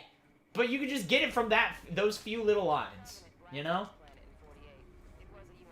Halo 5 haters, they're uncultured. Again, like, there is a good game inside of this game, right? There's a good story in this game that just, as it goes on, it slowly devolves into just worse and worse. And it's too bad, because... Maybe it's just, like, really meta storytelling where Halo 5 has rampancy. So, like, as the game is getting older, you know, it's just... It's unspooling itself, you know? I mean, that's one of the things that happened. I love talking to me and I think it was Alex actually, Harrisips. When we were when Halo 5 first came out, we went to 343 for one of those PAX conventions, right? We ran into Bonnie Ross and we started nerding out with her about Halo 4's story, about how it's probably the best Halo story, and. You know, she even said, she's like, yeah, you know, the concepts we did in Halo 4 were amazing, but we might have gone too deep with Halo 4. Like, they went too metaphorical, too meta with it. And we were like, no. The people who see what you wrote and understand the real deep knowledge that you went for, incredible. It's so good. But you're right, to a degree, that I think a lot of people miss out on a lot of the finer details in the story. So... But again, like again, I think people need to replay this story and then see some of it. I agree, as I said, as it goes, it gets a little worse, and the dialogue, specifically in level, terrible. Got rampancy. I'm telling you. Is this right here? A lot of it, honestly, has to do like Vales. A lot of Vales and Tanaka's dialogue is just not great. So, again, I think a lot of it has, like you said, working against it. The fact that people didn't. Whoops. The fact that. Whoops. The advertisements really didn't display what the game is actually about. And the fact that we play as Locke more than we play as Master Chief, I think severely hurt the game, you know? I mean, I know I joke about it a lot, but I was sincerely disappointed that we didn't get to see Cloaked Chief. What happened to Cloaked Chief? What was that desert? You saw a Guardian. I wanted to see that. Well, and again, people be saying, like, that's for Halo Infinite. That's a lie. Like, I can tell you that was part of that. I told you there was a lot of story rewrites. That was one of those things that had gotten rewritten. So it was just I don't know what the story point of it would have been, but it was just cool imagery. It was good imagery, and yeah, a lot of people were like, "Oh, maybe this is for Halo 6." I like the thought, but it's not. It wasn't like they were trying to bury the lead or anything like that. It was just part of a story portion that got cut from the game. I mean, they did the same thing with Halo 4. I think a lot of people forget there was a teaser trailer where Master Chief was on what looked like the third mission on the mission Forerunner, I think. And then he gets captured by the Didact, and he gets strung up, and he's in like a contraption where he's just literally strung up by the Didact as a prisoner. That's not in Halo 4 at all. Not even close to it. And it's one of those, like, where was the scene? And it's not. And it's because it was, once again, it was an area that was just... They changed the story and changed the sequence, so that doesn't exist. So. I'm in rough shape over here. Come on, Tadaka, you can make it. You can. Oh. I tried to make it. I flew from the heavens. I was just a little too late. Yeah, dude, Chadley, maybe this is review podcast on Halo 5. Maybe that's what this is.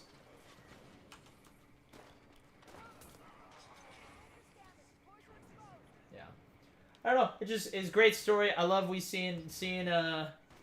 seeing Roland kind of start to fight back as well, and some things like that lead to some interesting story points.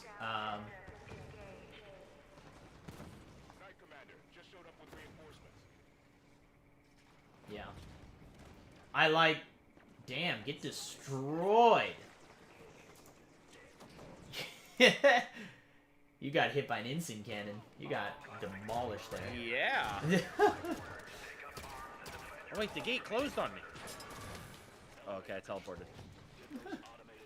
So, but it was, like, again, that other dialogue with Halsey being like, Chief is not like, when she's like, wait, you let Master Chief go? Palmer's like, dude, he does whatever he wants. It's like, yeah. But then she uses the line, he's not emotionally equipped to deal with it, is, I think, an incredible line. It's so good that once again explains... It's a very doctor way to put it.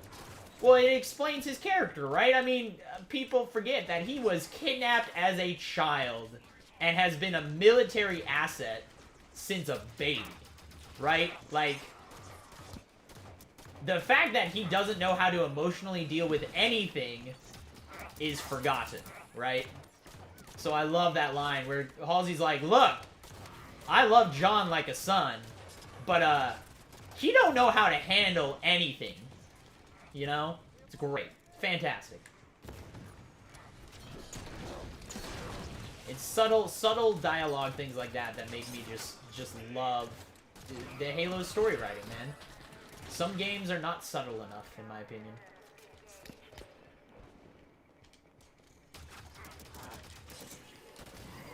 But yeah, if you're looking for quick kills on soldiers, I would say grab a suppressor and just use that. You could pop off three soldiers with one clip armor, with one clip of suppressor.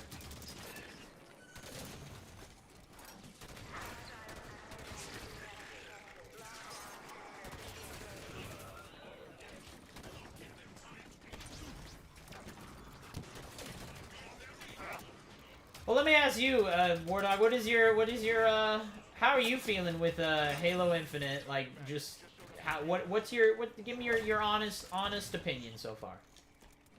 I'm super excited, man. I feel like it's the version of Halo 3 that I actually wanted. Okay. That's kind of how I can agree with that to an extent.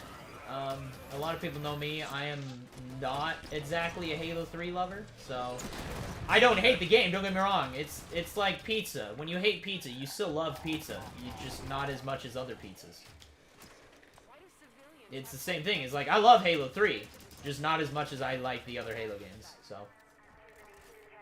Yeah, I think it's a good combination of 3 and 5. It's basically just like, you know, what if we were to recreate Halo 3 in 2021 kind of thing. Yeah. Well, and I think the other thing that really helps sell it is Joseph Sain coming back and being like, this is the game that we wanted Halo to be 20 years ago, but we didn't have the capabilities to do. Hearing just that line alone, you're just like, okay, this is awesome, you know? Gates are open.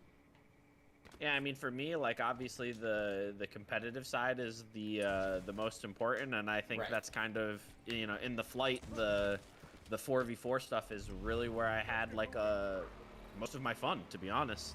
Yeah. I did enjoy, I will say, big team battle is, I think, where I will spend most of my time. And I'm not a big team battle guy, although, that being said, I did just talk about how I did mostly Warzone for Halo 5, but I really enjoyed the big team battle. So I think a large part of it is I've kind of dropped my slightly competitive nature when it comes to gaming in a lot of ways. So I don't care as much to be like super hyper competitive. I mean, I still will be. I'm still gonna be going for those champ ranks and stuff like that in Infinite or whatever they have, but I realized my limits when it came to being a hardcore gamer.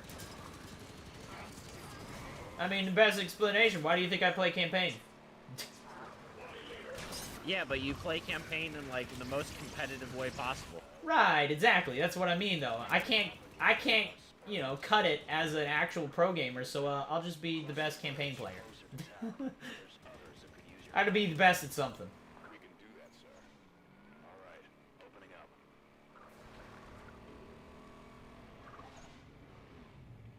Just to spite Duquesne, I'm gonna become the best Halo racer there ever was. Soldiers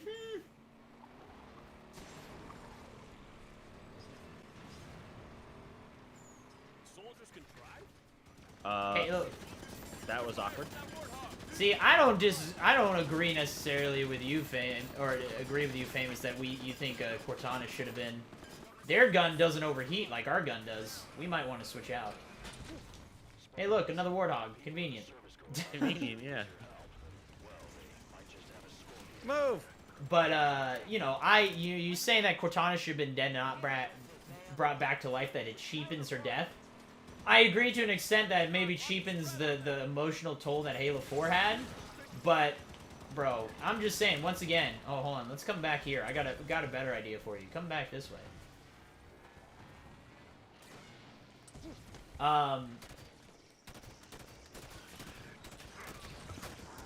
This is what I mean by, like, there's a good story inside Halo 5. Making Cortana a bad guy, one of the best decisions Halo can make. I love it. It's so good.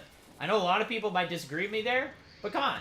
It's not new. It's not a new concept of, like, taking a character everyone loves and turning them evil. That's a very common trend, but fucking amazing choice. Such a good choice to do for Halo. Making Cortana evil? Ooh. Because then it really plays with your emotional strings. But there's a lot of theories. Once again, there's a lot of theories, people talking about how, like, Cortana we're going to see in Infinite is not the one that died. I think you're right. I don't think it's the one that died. I think there's a lot of theories that the Cortana that we're seeing in this game is not actually Cortana. But remember how she split herself into a bunch of rampant cores or whatever at the end of Halo 4? The concept is that one of those splits is the one who found the domain. Not the Cortana that we know and love, but a more angry, more militaristic version of Cortana is what actually did. Yeah, and I think that's a decent theory. So, is that that's why she is the way she is in Halo 5, is because it's not our Cortana. It's a rampant part of our Cortana. It's just a piece of her, which I think adds to the story in a lot of ways. So.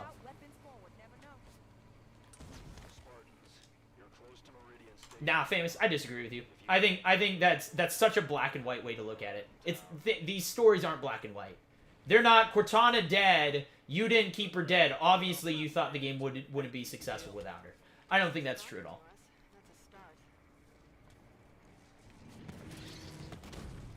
I do have to say, design-wise, I think Vale is one of my favorite Spartans. Vale? Yeah. Yeah. I love their armors, all of them. All of them look great.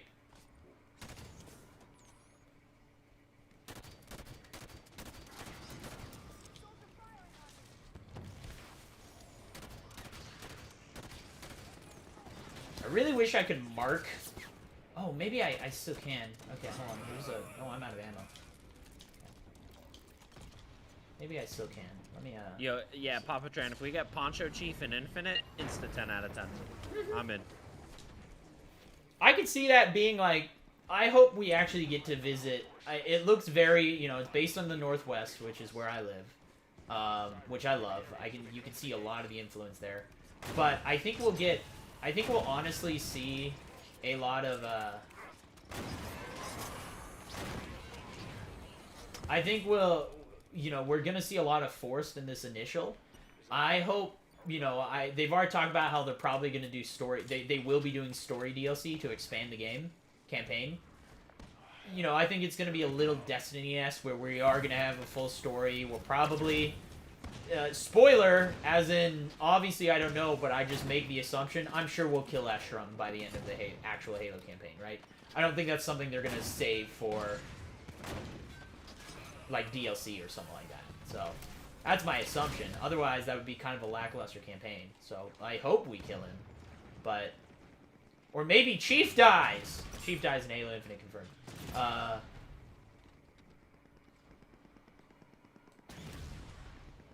But I think we're gonna get. I think that's what we're gonna see. Oops. Are we gonna see Mendicant Bias? Man, I don't know. That's a good question. But I think we could potentially see anything for DLC. I think they're gonna save a lot.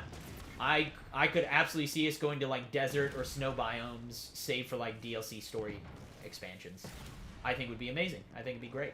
So we're gonna see mostly forest for the initial, but then they'll expand the ring out for stories, and we'll visit other parts of the ring. That's just right for that. It's right for that, right? Like, I mean, that just sounds like that's exactly what they should do. So.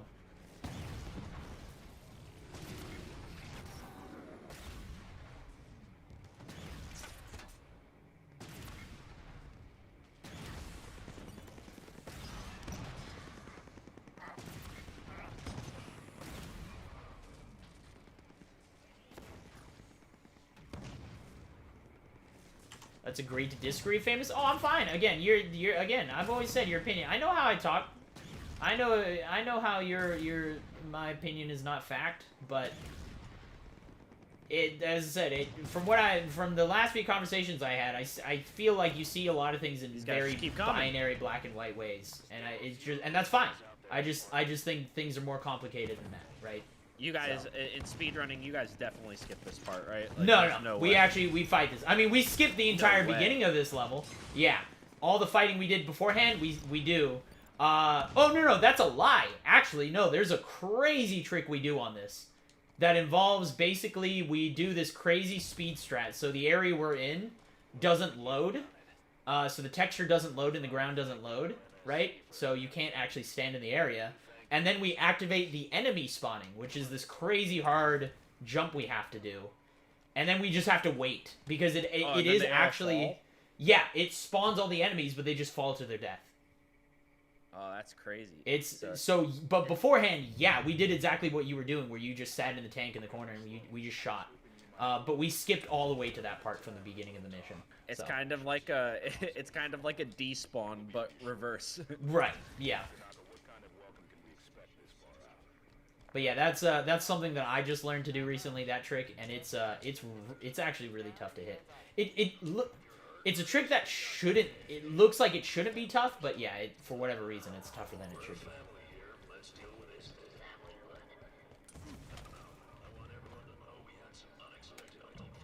Don't worry, I got this for us. Give me my drink.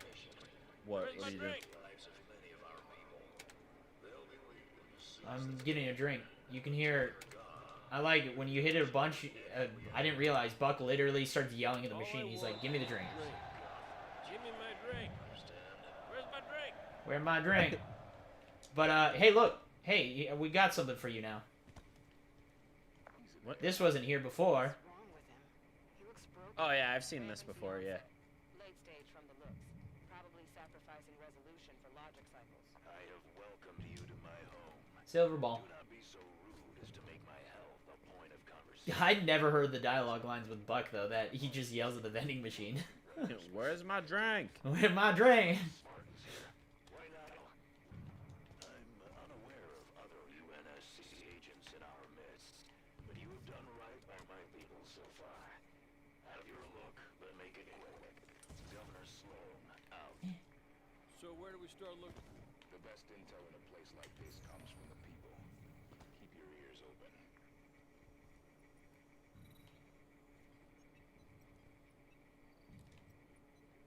What happened over at the comms tower, Ed? Used to play a fair bit of I forget what we have to do here. We just have to talk. Again, I already talked to them, so they're just going to talk, and then we head over to the other side and talk to the other people. Technically, we can do it right now. I was just going to let it play out so you can hear hear a little bit. But yeah, you can activate both of them at the same time. Have them both going. This guy's come this way. Dissecting a Promethean. Swooping down to take our claim. I'll tell you what, our folks at Apogee are plenty strong. Don't think you vultures can pick the bone so fast. Wait, what do you say? Apogee? I think that's our location. Pound glass, UNSC. See, those are one of those dialogues. It's like, Apogee, I think that's our location. It's like, okay, what? So, what is that? That had nothing. What does that have to do I'm then? aware. Great, we're in Apogee. Why is this a surprise? Apogee came under So. attack, and then a UNSC ship was seen heading that way. Is there anything cool up here? There's like data pads and stuff hidden all over the place, but other than that, no. Yeah, I think I have all the data pads from here. I just don't know If you hit down on the D-pad, it should tell you. I mean, when you're not on X terminal. Yeah, it says 8 out of 8 already. Yeah. Did I give you permission to poke about? Your people saw UNSC ship out near Apogee Station. UNSC at Apogee. Why are you people all over my planet? With your permission, we should wait for ourselves. There's a cargo Pelican on the Meridian Station landing pad. It'll get you out to Apogee the quickest. We appreciate it, Governor. I'm sure you do. We'll have space in phase 3. What'd you do? And we board the Pelican. Boarding the Pelican. I like how I just call it out and it ends the mission. Boarding the Pelican. Yeah. There's a lot, dude. There's a lot of dialogue that I forget because we usually activate all those dialogues so fast that a lot of it gets lost. I didn't even remember all the conversation with Sloan there where he's like, "Why are you guys poking around? What's going on here? Oh, by the way, take our Pelican." We don't hear any of Yeah, that. he asked us why are we poking around when he just said in the conversation before that we were free to have a look around. Right. See, those are the situations where I'm like, okay, well, there's some issues with this game. Why are you poking around? Because you said to.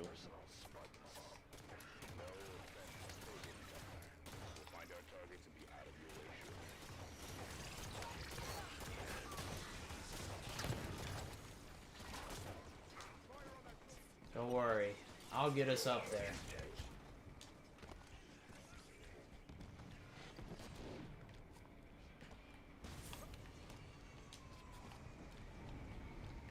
Sorry, chat. I'm just doing random Go! I trying to missed. find new speedrunning tricks.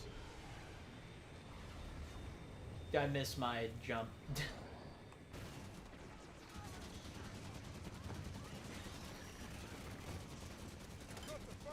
Hey, you got a guy right next to you. Not for long. Get ground pounded, idiot.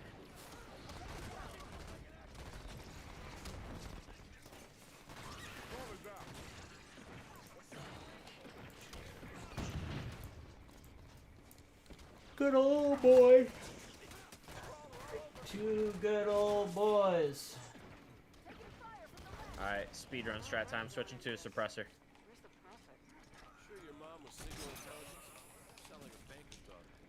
Liang Dortmund pays a couple Oh, we already missed. I missed my jump up to do the quote-unquote speedrun strat. We skipped this whole area. You don't need to fight these guys, technically. Again, it's been a long time since I've done the whole let's kill everything and then move forward. It's the normal way you play a Halo game.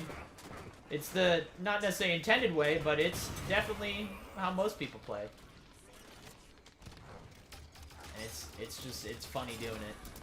I forget how many enemies are sometimes in these areas.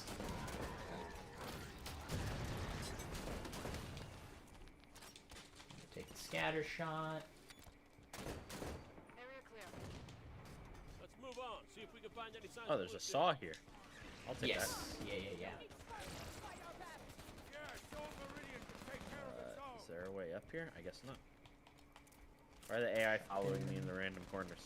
Shouldn't you know that this isn't the way to go? Hey, Anakin, how you doing? Do not think of watch a full Halo 5 speedrun. Well, this ain't where you're gonna watch it either, Heights. It's good. Full Halo 5 speedrun's good, though. It's really good. Well, I'll show the very final mission. Prometheus Alright. swarming the Prowler. So, if we actually wait a second, here's another thing a lot of people don't know. So the Watchers, the Knights, they spawn Watchers, right? Right. When they spawn Watchers, they actually open their face up, so you can get a one-shot on them right when they do it.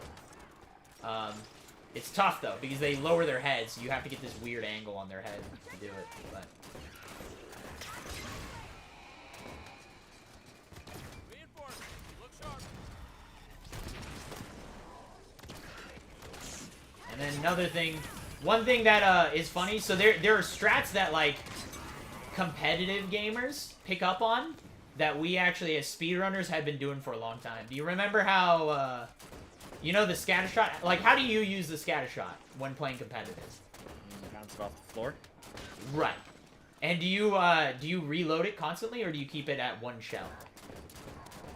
I don't know. I don't really use it like very often. No. But, like when I reload it like from the bottom of the clip, I don't reload it all the way. Yes. So it's one of those things. Once again, a lot of people don't realize you actually shoot faster if you only keep one shell in. So reloading it, like doing the full reload, is actually quicker than shooting it individually. So like here, I'll show you right now. Of like I can show you. This is what a fully loaded scatter shot fires. I'm just gonna fire as fast as I can, and then now here's it reloading. It's actually faster to reload every shot and shoot by about 20%, or probably like 15%, than it is to go from a fully loaded scatter shot. So yeah. And then same thing, bouncing off the floor. We were using that shit in speedruns before the competitive people were doing it. I think it was actually one of the competitive people did it because he watched a speedrun of Halo 5 and realized that it actually you know, locks onto other players and stuff like that. So the bullets like condense after you bounce off a wall. Yeah, to get them all on like a tight grouping. Yeah. Mm-hmm. Yeah. Here's a rocket. You want a rocket launcher? I have Nornfang right now. Yeah, lame Nornfang. So I'm chilling. We're looking for access to the mine from your position. You think the soldier you're chasing is down there? Not likely. I'm asking politely for access to your facility, Governor. Governor. Watch yourselves down there.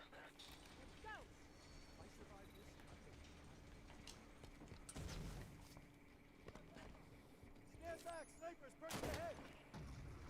Prometheans have this entrance bottled up.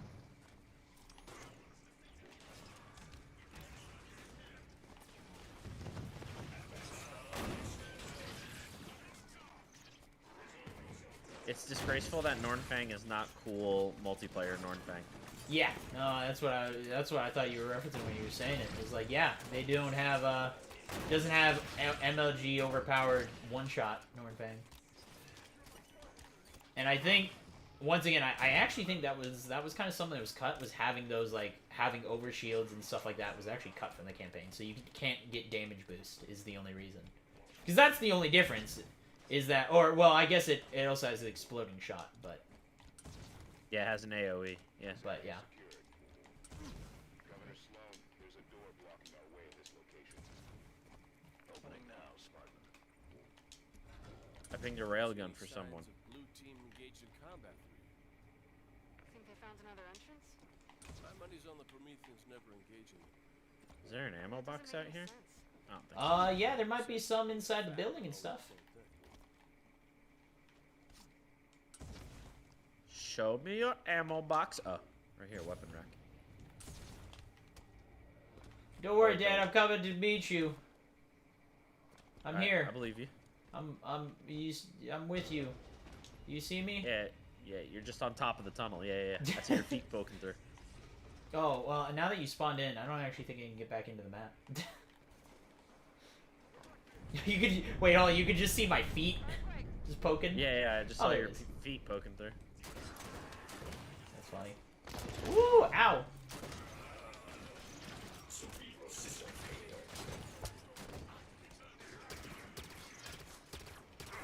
I don't even. I actually don't know what weapons are like hidden in this area. I think I know where a few of them are, but once again, another area that we just kind of skip through. I don't actually know what's around. I'm gonna do a little exploring.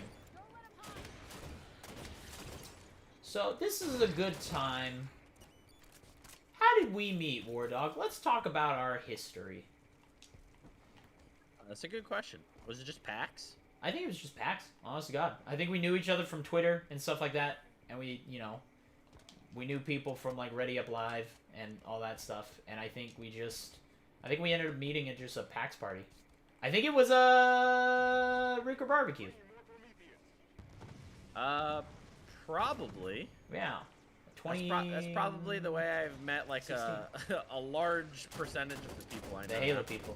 That's what. If you're a Halo person and you're listening to this and you're like, hey, I want to meet content creators and I want to meet like how do I become friends with Halo people?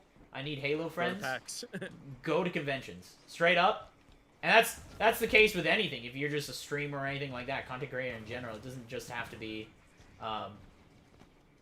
Halo, but anything. Like, seriously, it sounds weird, but I think the best way to actually truly get connected with people is going to conventions and stuff. Especially PAX West. Yeah, PAX West specifically is for Halo, because we've got secret barbecues that aren't that secret anymore that happen. That are literally just all Halo people that go. Now it's a bunch of mix of industry people and everything. Because Rukari is a G in killing it in everything he does. And not to mention, literally, like, where PAX West is the home of 343. Right. Yeah. Well, I know they hate it. I know 343 hates it when we do it, but they have the one day that's, once again, it used to be a secret day. It's no longer secret. Is the community day that they do at 343, which is they bring in anyone who's at PAX. They bring in a bunch of content creators and stuff like that to chat with them and potentially see secret things early and all that stuff is what happens. And that happens every PAX, and really the only way you gotta know people to get into those ones, right? It's just like you gotta meet people. This is why you go to those conventions, to weasel your way in. That's what this man did. That's what War Dog did. He weaseled his way. Hey man, I just showed up one year and I was just like, I'm here to just be along for the ride. Yeah. Oh, I was the same way. I mean, I just followed wherever the road took me. Right. I think the first time, as I said, I think I remember meeting, because I think it was the first, I remember that party, the very first Ruker barbecue I went to, because I did meet a lot of people. First time I had met, like, Green Skull. First time I had met Eric Hewitt, Ghosty Ami, and I became buddies with him. And I'm a big Ghost fan. He was my favorite pro back in the day, so I was the reason I started playing competitive. Yeah, I was so nervous to meet him, and then Naked Eli introduced me as a... You know, I was just introducing myself as Joker, and then he's the one, while he was standing, he's like, hey, this guy's been wanting to meet you all day. His name's Pro Ace Joker.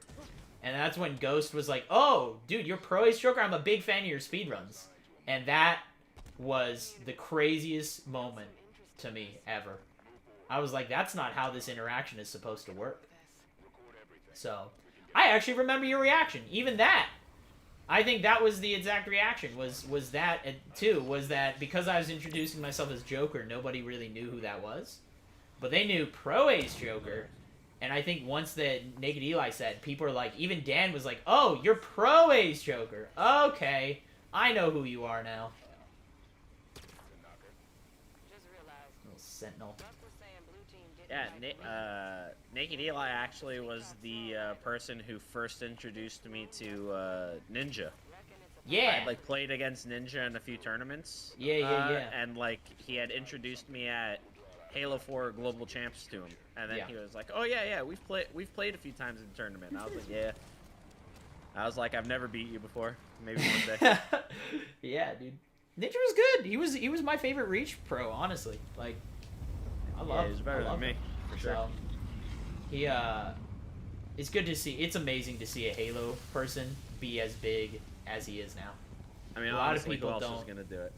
If somebody told me like 10 years ago, like, yo, there's gonna be a gamer who's on that level, I would have been like, yeah, he's gonna come from Halo. He's gonna come from Halo. Yeah, it's hard to imagine what else they would come from. It's true. Let's go find out. We're sitting ducks here. Halo has such an interesting place in just gaming mythology, almost, right? Yeah, I mean, I think when you think about it from a competitive stance, it just like makes sense because all the fundamentals of basically every competitive shooter exists and is amplified in Halo's gameplay. Yeah, I mean, MLG was created for Halo, right? Are you the Not exactly, but I am warden. it was one of the opening things that MLG ran was Halo stuff, right? Service to Cortana.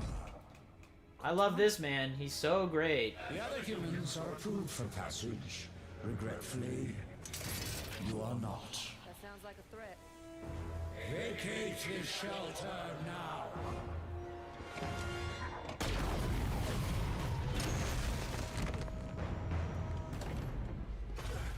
Yep. That was a threat, all right.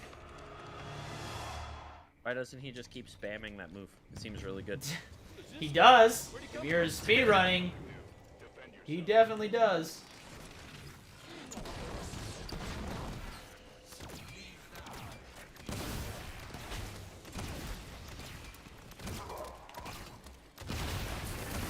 Alright, I killed him. He's dead. Easy.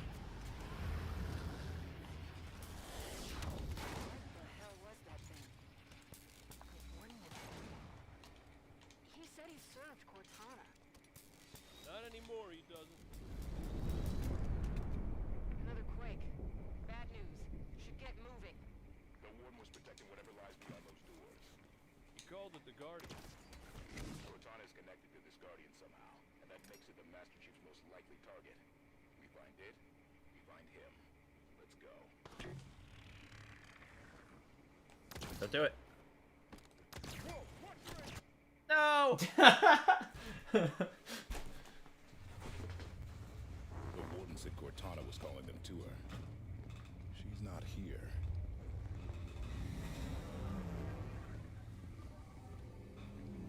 Oh, they built him big, didn't they? Figure that's the Guardian? Can't get much by a buck. See, all of a sudden, bad dialogue, man. Up here.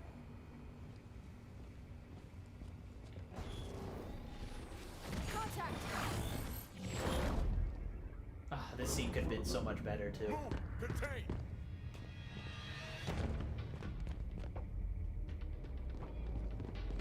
I do love these little teleportation pads. They were kind of awesome.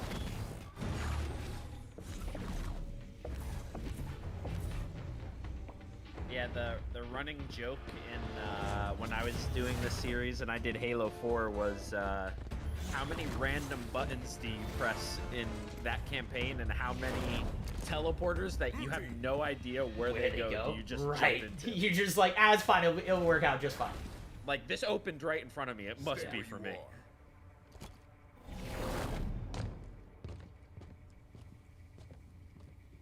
They need to save this fight. They did this fight way too early on. Sir, you are absent without leave. No, it just This needs is to your happen one chance again, to but come like home with peacefully. higher stakes later. Yeah, that too. Either one of those would have worked. Blue team, stand down. I have a job to do. Cortana's our concern now, sir. Like hell she is. Oh man, see, not a good line.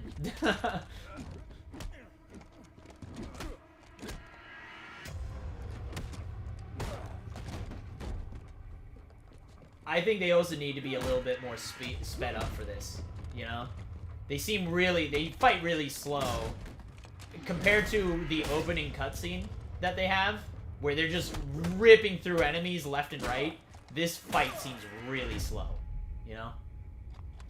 Yeah, there's that one little move that Locke does when he's getting up just there, where he like uses his thruster pack a little bit to like close the gap. Like, Yeah. they need to be doing that All shit, the time. but like Yeah. more. Mm-hmm.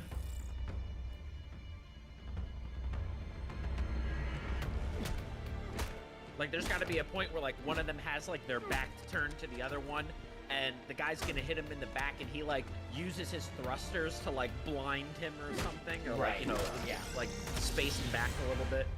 Yeah, the choreography could have been just better in this. Like, it's just such an underwhelming fight scene, you know, from what it could have been.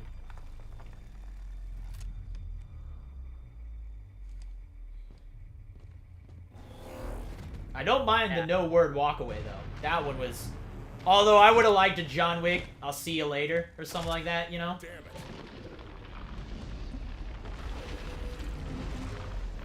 I think a lot of people's disappointment is just that, like, there was no consequences. Like, the only thing that was consequential of that fight was, like, now Chief's visor's broken. Yeah. Don't like the looks of this. Here we go. Let's randomly jump through teleporters and hope it works. Go, run. Hopefully this teleporter takes us to the teleporter. Hopefully it that's doesn't close to just the teleport teleporter us we right wanna into go to. lava.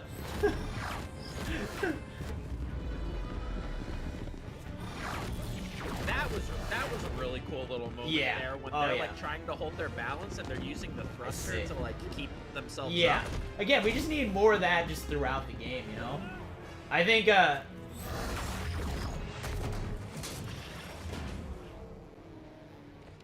hell.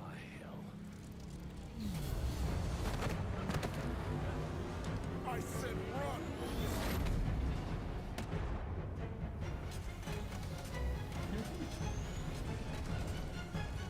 classic bug fashion.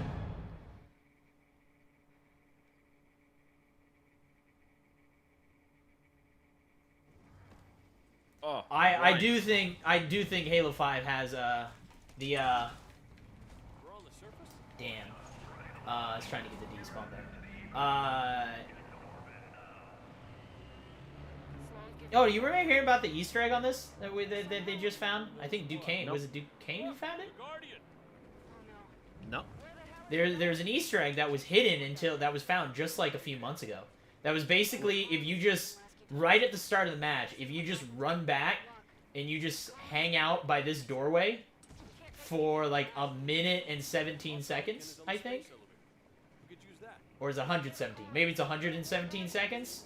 It creates a it's 4-player. You have to do 4-player. It creates a Mario Kart little mini game mode throughout this whole driving section that you all get in carts and stuff like that. So, yeah. I'll drive. No, I think, you know, Guardians, when we get to that point, it's later on in the game, but when we get to that point where we're jumping down the side of a Guardian, easily one of the most epic gameplay sequences in Halo. I just love the scale of it all.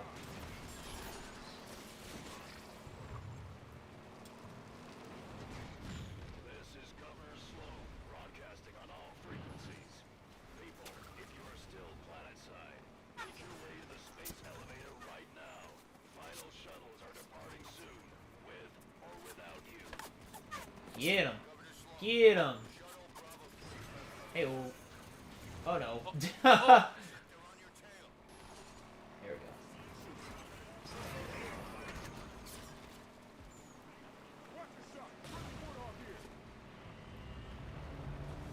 Now that I got you as a gunner, this might not be terrible. Speed strat time. This is... I used to love this level. This used to be my favorite level to speedrun, because I think it's a level that emphasizes Halo 5 movement that you can't do in other games, especially at the ending. So it's a great showcase of like Halo 5, the difference between Halo 5 and other Halo games, but it is now my least favorite mission. I hate this mission with a passion to speedrun. This section, it's just this one little section right here on Legendary. Terrible. It's so bad. But there you go. Now you can shoot to your heart's content, because you're not supposed to have vehicles. They tried to block you. That didn't happen. I was just also bringing this up with somebody else. I was like, you know, you'd think, you'd think after like all the years of making Halo games and all the speed runs that they must have seen, that if there was really places they didn't want you to get vehicles into, that they'd like really do what they can to block off those areas. Yeah, right. Like, you know, if you didn't want us to get a Warthog in here, make it so that there's a whole wall that's blocking the area rather than just a giant little barricade. pile But even of that. rocks. All right, see if you want, you can get, you can ping this. Just ping the other two to get inside of it, and they'll drive it around a a little bit.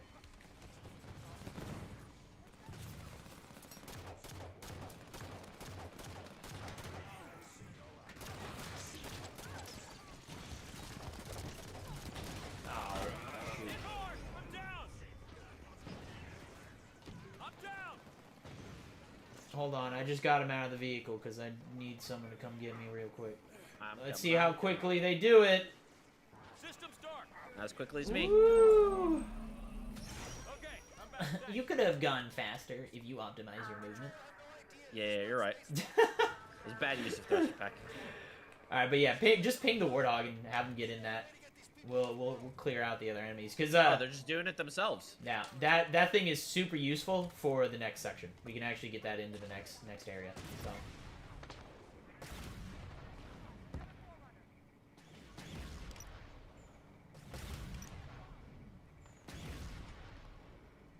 Wow, and they're just like sniping the enemies on spawn. That's crazy. Oh, do you wanna? All right, you will need to actually get into the Warthog and drive into the next area. I will say that. Okay. So. Otherwise, they just will get out of it, and then it'll despawn. So. Okay, I have it. Sweet. I'm gonna take this Gauss turret. Spartans, your tenacity outstrips even my own. When did Cortana tell you about the Guardian? You're good. She gave me fair warning, true enough. And if you ping each enemy, Vale will just immediately snipe the shit out of it. So. Change is gonna come for all of us, human and created alike. She's pushing a new dawn. Dude, I'm so ready for just Halo Infinite's story and just everything and just, seeing some of those cutscenes, seeing Chief get thrown across the sky and break through trees and stuff from whatever the Harbinger was, dude, I'm ready for it. Yeah, Papa Tran, that's what Joker was talking about earlier with the standing by the wall for 117 seconds on 4-player or whatever. Yeah. You get a little race. A little Easter egg that they no one knew about it until they do that a lot. A lot of game devs, like, they put in those Easter eggs but then no one finds it. Arkham Asylum is a good example. There was that one Easter egg that was just they kept trying to hint at for 4 years or something, and no one found it. And it was because you literally had to literally put on that explosive gel on a random wall in the asylum. And it's a wall that doesn't, it doesn't look like you're supposed to be able to break through it. So, wasn't the greatest of ideas. But it was like, what, you expect them to literally glue every single wall in the game? Is she on the Guardian too? Master Chief seemed to think so. Sometimes they hide the Halo 3, that ring jumping skull. We were talking about it yesterday. I was talking about it because I pulled up the Halo scripts. For those who don't know, the scripting is the language that games use to basically interpret how the game plays out. It's not the actual coding of the game. It's just the sequences in how the game actually creates stuff, I guess. It's the sequences that activate the code that it needs to access, I guess. It's the order in which they activate. And it's basically a bunch of if checks and stuff like that. It's like, oh, if Master Chief has killed all the enemies, activate this cutscene, right? Basically, we have those. Somebody's broken into all the Halo games and gotten every single one of those for us. And we utilize that to find tricks and stuff in speedrunning. But that was how people initially found the skull in Halo 3, the IWHBYD, for jumping through the Halo rings on Covenant. And apparently Marty O'Donnell, which, man, he's been going through some shit. He actually, there was music cues. He had apparently hidden, he was a little upset that people just broke into the code of the game because they couldn't figure it out. Because he actually hid, like, hidden music cues throughout the game to actually identify which ones you were supposed to jump through. There was, like, a complex little, like, solution to do it, but no one found it. So he went on in an interview and explained it.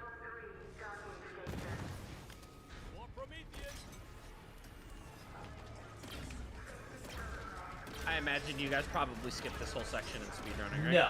This is why I hate this mission. We have to fight all it's just like an auto scroller that you have to sit through. Yeah, there is. Oh, that sucks. There is. I think there's a way to do it in co-op, maybe, where we launch ourselves up. There's like a soft way. I don't know. It's complicated. I can't remember the exact way, but yeah, I mean that's why we use the Warthog. What you're doing, we do use that for the speedrun strat, or at least I do. I think a lot of people don't at this point, but you just have you run around and you just have your teammates hop in the AI hop in there and do all the work for you.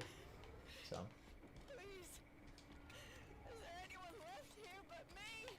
Wait, I don't have to be in the Warthog anymore?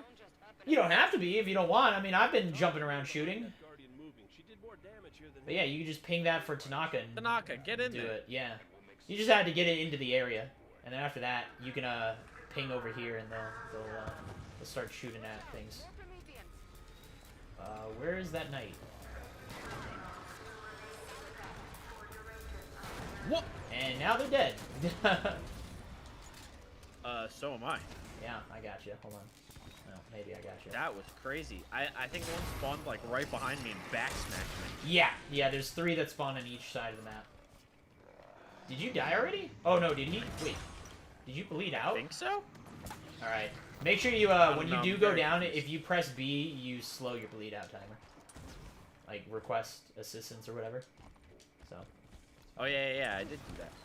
Yeah, I don't know how you bled out so quickly. That's weird. I don't know, dude. Do enemies go and like finish downed people? No, I mean you can die like if a Promethean nade hits you, or you got hit by an instant cannon afterwards, or stuck by a nade. That will kill you, but they don't purposely try to do that. Usually it's like your teammate is next to you and a Promethean cannon gets shot at them. So. All right, you go stand right. You stay right there. I'll go this way. Yes, sir.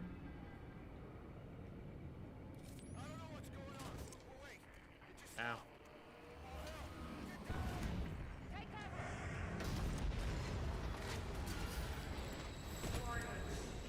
All right.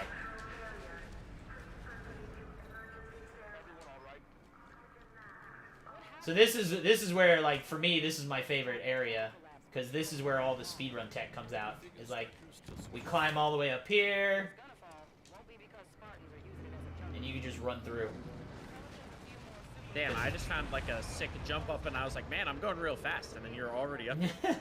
Yeah, dude. Well, this is why this whole section is like my it's just one of my favorite. Yeah, I think it's a true showcase of Halo 5's movement potential and stuff like that. So. I didn't make that sick jump that you just made. Oh, I got shot. Okay. Oh, did you wait? What happened? I was trying to stabilize to make that jump a second time, and somebody shot me, and I fell right, like halfway yeah. down the tower. Then teleported you. So little glitch here, a little thing. If you actually hug this wall, those pulses don't hit you. But if I stand here, weird. Yeah, and so you can just run all the way to the end. You can actually get to the actual pelican. It skips all that whole like getting knocked over sequence. Weird. We use that in a few areas. We have to do that a lot.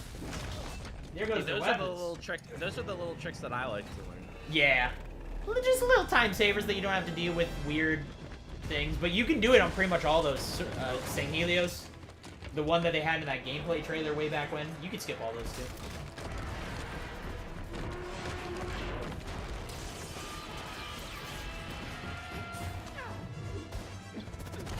What a sick move, by the way. Oh shit! Isn't this Halo? Is this Halo Infinite? I'm on it. Dude, that cutscene really was awesome. That gameplay trailer we saw of Chief jumping off the building or whatever. God, it was so sick.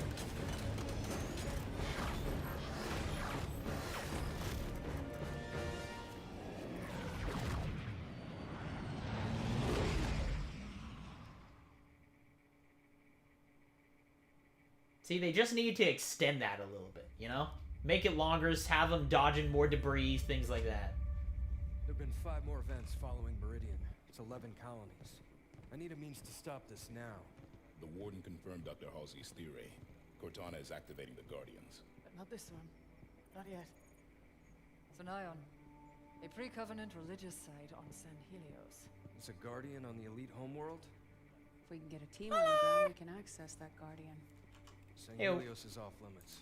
Brass wants nothing to do with the Arbiter's war. That's because they haven't heard my great idea. That noise is an encoded numerical pattern. Paired quantum phase sets. Slip space coordinates for a Forerunner map. If Locke's team could feed the Guardian the coordinates recorded on Meridian, it would take them to the same place Cortana took Master Chief.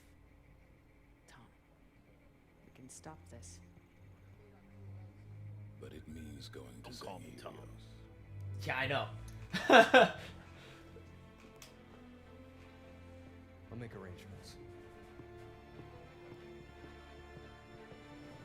Heck yeah, see? Everyone's getting court-martialed now.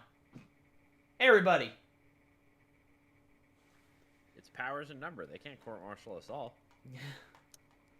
Alright, I like Kelly, man. I like Fred. I want to do Fred or Linda, but Kelly's got the MLG perks, man. She's got 3 perks. She's got faster, she's got upgraded health, so her shields last longer, or take more damage, dexterity, and mobility. Like, she's got 3 armor mods. Everyone else only has 2. OP. Oh, for sure. Definitely needs a nerf.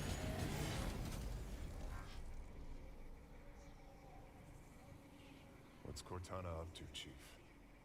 Why'd she bring us here? Let's keep moving. Such a Master Chief move. Such a John move, you know what I mean? Huh. Ha.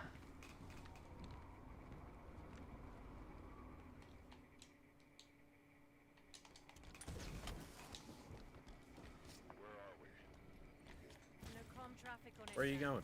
Nowhere. Don't worry about it. Okay. I messed up the jump, so. Okay. Wait, what jump? What jump? Huh? What was that? It came from the console. Another area we can skip all this whole little thing here. We can skip a lot. I'm just saying we skip like again most of the Halo games we skip like 90% of the content. It's great.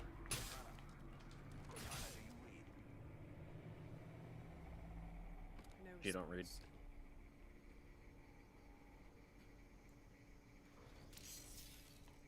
What is this place?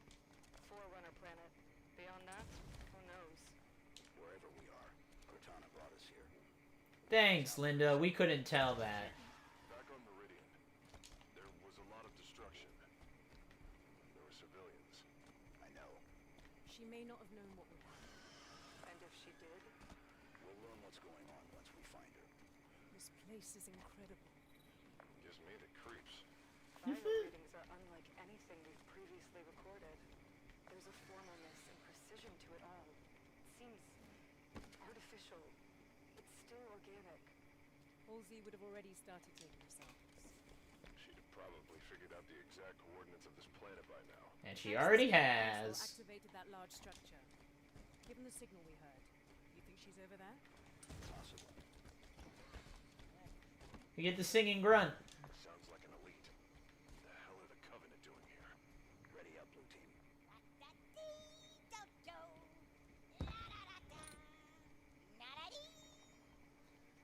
You want to come listen to the singing grunt? He's got a beautiful voice. Okay.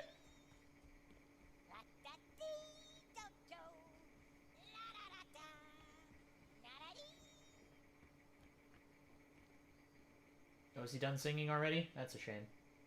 Well.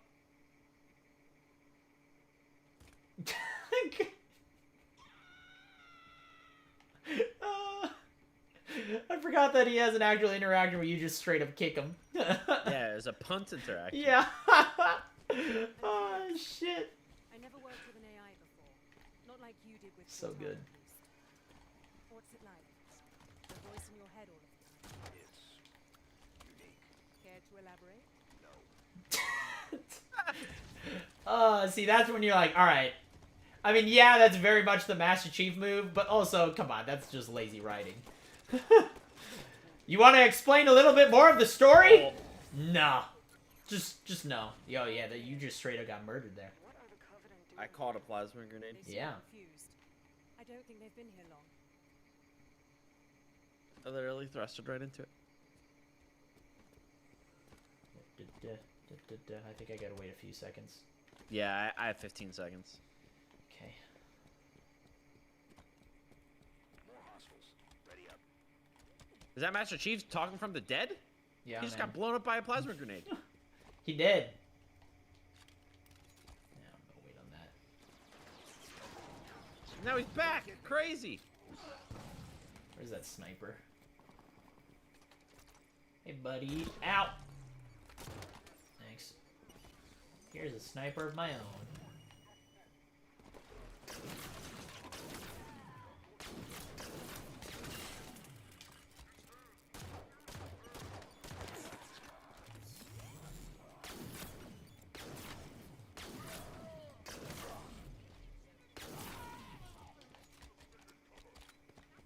Shooter born in heaven.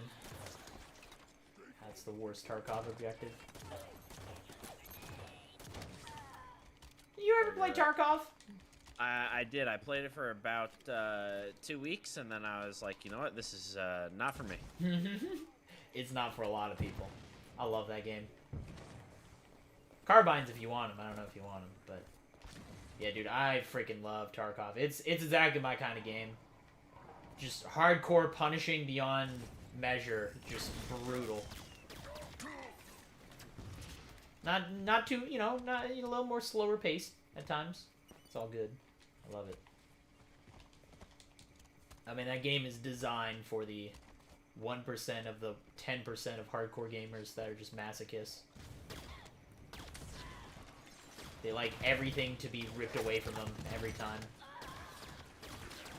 Yeah, to me, it just felt like, there are decisions that are made with that game that they're just like, yo, let's do this because it's just going to make it harder. Yep.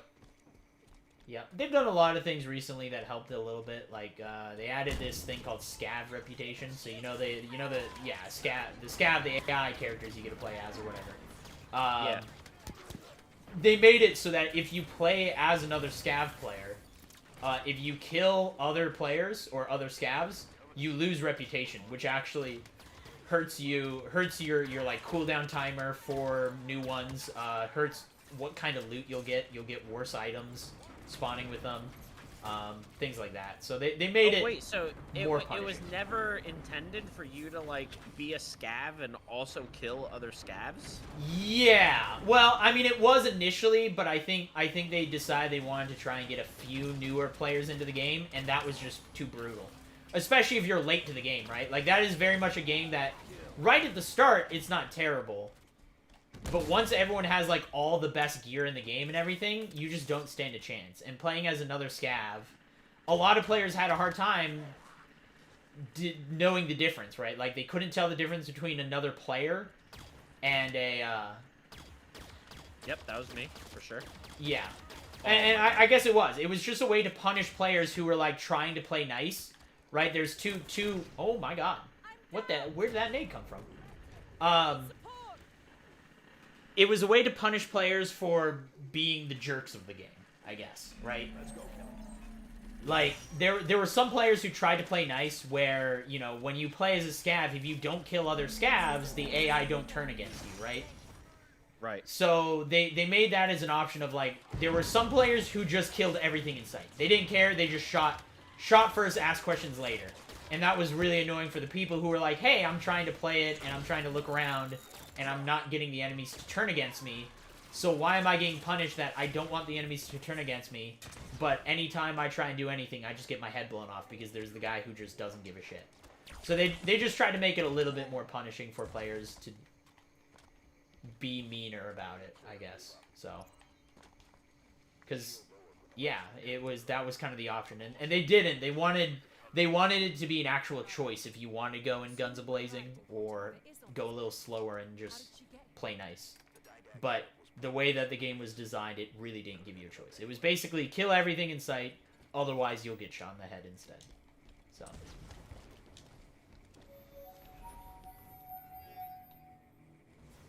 The signaling. Activate the console. Seems like we're supposed to. Ollie Ollie Oxenfree. Again, we're just pressing random buttons. Pressing buttons. We don't know what they're gonna do. We just assume it's an elevator, I guess. The bold assumption. Although, I mean, I will say Cortana's leading us. She's making noises with the console and stuff, right? So. Yeah, that was a Cortana noise for sure. Classic Cortana noise. Yeah, exactly. They're explaining it right now. See, they.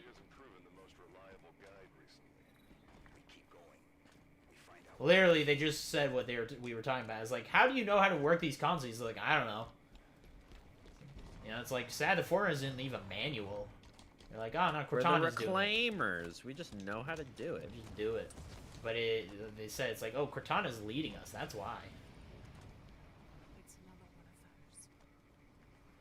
one of those. Yo, Cortana, hit See the ya. bridge. Coming through. Stands to reason. Any ships caught in the slip space bubble would be pulled through. We're definitely being led somewhere. Bye. Bye.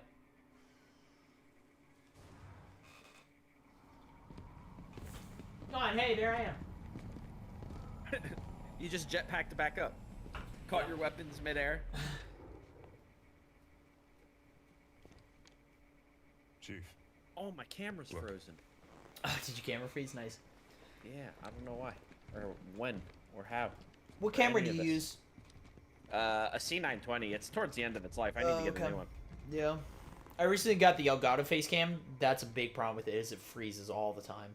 And I think it's just a problem with my PC. I have too many things plugged in, but they just didn't optimize the power on it, which is really aggravating. God damn.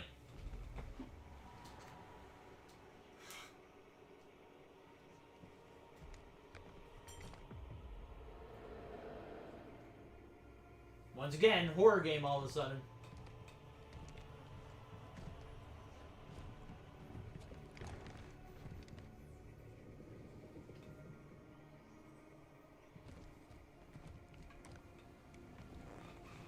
There we go, chat. I fixed it. I just hadn't looked at chat in a while and then noticed that my camera was frozen. I wonder how long it had been frozen. Couldn't have been that long.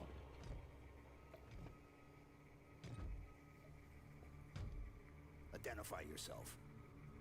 Just shoot him. I am the Warden Eternal. I stand in defense of Cortana. She called me to her. And you came scampering.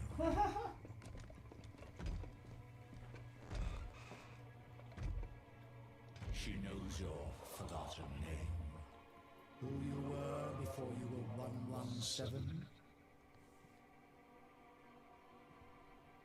Do you So do a lot of people. Your trusted companion should keep so much to herself. Take me to Cortana. Not just yet. Come. Let us talk some more. See? This was half a good cutscene. That right there where he's like, bro, I gotta figure out who you are. I love it.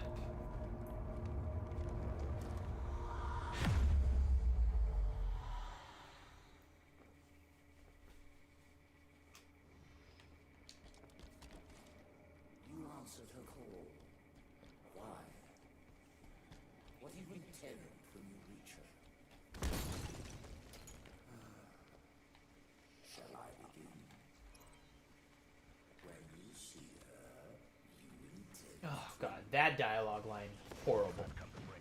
What like? If you understood what she is becoming, you would not speak of such juvenile consequences. Yeah, that wasn't the best piece of writing I've ever heard in my life. Didact's like, hey, all of a sudden you're a toddler. Let me help you. That's where like that's what I mean is like the actual in level. The cutscenes are great. The in level dialogue struggles. An ambush. Yes.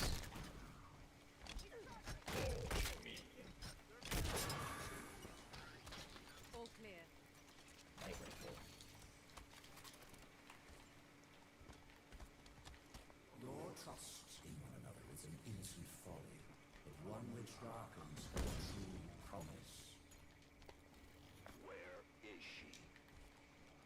shall spare her the inevitable suffering of your betrayal and end you now.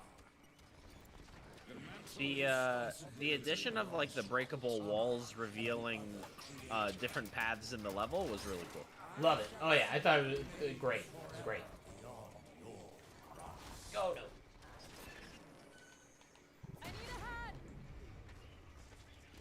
Let's go, Kelly.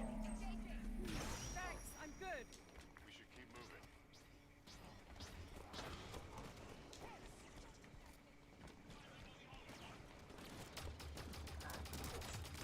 What? You jump off the map? No. You just gotta Oh hit by no, it. this guy just teleported behind me and just nailed me with one of those turrets. Up and at him, Chief.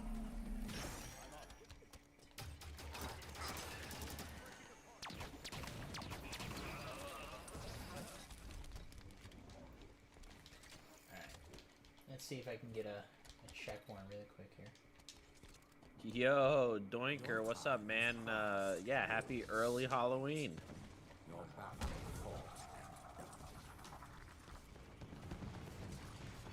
Oh, you're just booking it? No, well, I was gonna have them do something in particular, but it didn't work. So I needed a sword for it, because ever since they update the campaign, so Halo 5 is a unique game that a lot of the speedrunners actually play on the unpatched version of the game. So they basically have to have a hard copy of the game so that it doesn't update automatically. And they do that a few times, like Halo 2 is a good example, they do that on and stuff like that. But, like, it was sadly, they made some changes to campaign, like taking away, like, super sliding. You remember that era of competitive? They took that out, which severely hurt it, where they couldn't do. And I don't really blame 343 much. I mean, they're trying to fix a problem that the game has that, you know, they gotta get over, so...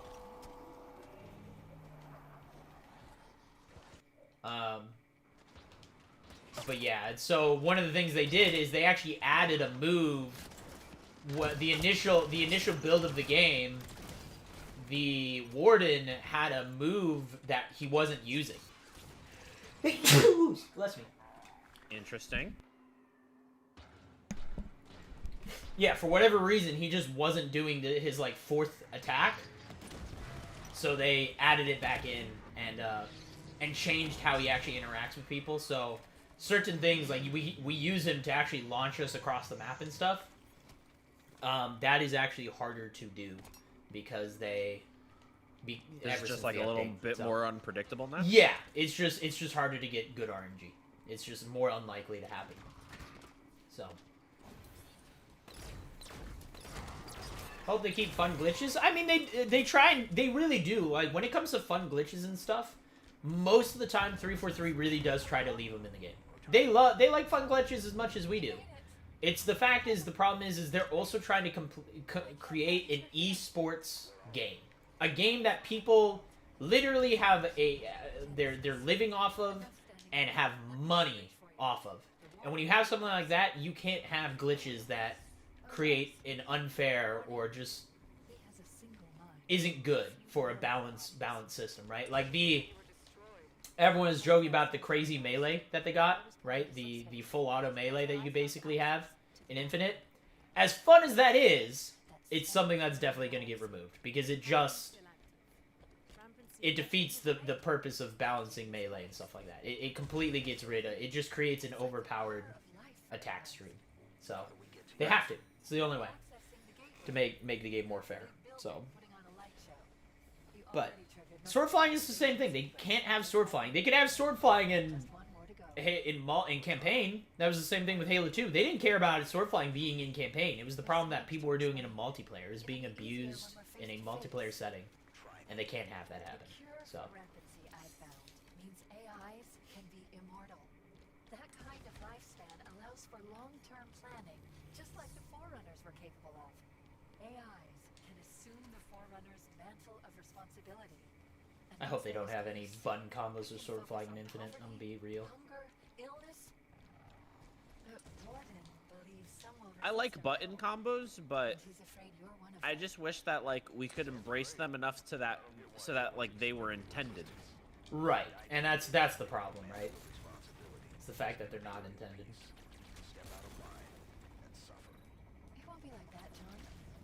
I get it a little bit to an extent, but again, I think one of the problems is like some people don't have it's if they just made it like imagine button combos were just one button, then sure.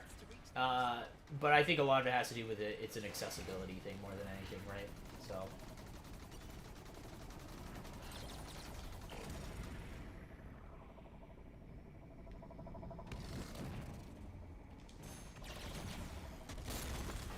No, I didn't just fly into the wall on accident. You're starting to get the hang of this. I'll see you later. Wait, did you just fly into the wall? Bye.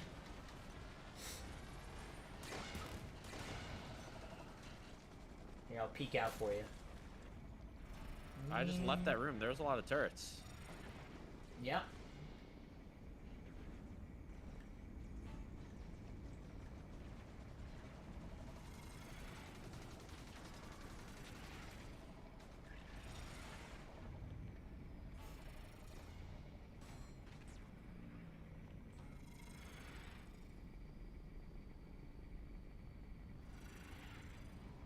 The exit is just ahead. Is that where the gateway is? Yes, almost there. Oh no. Oh no. Whoops. I despawned myself. It's all up to you. I'm just staring at an invisible area. I admit, after Oh, the crash here, well. I didn't think I'd Okay. see you again. I'm here now. That works. I made it.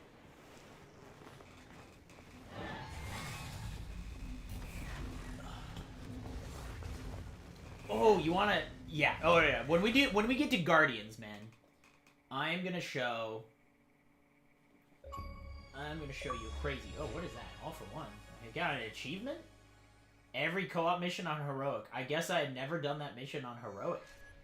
Well, alrighty. Co-op at least, or I had never done that mission co-op. I should say. Yeah, there's a few co-op achievements I still need. Actually, what do I need to do? I gotta do.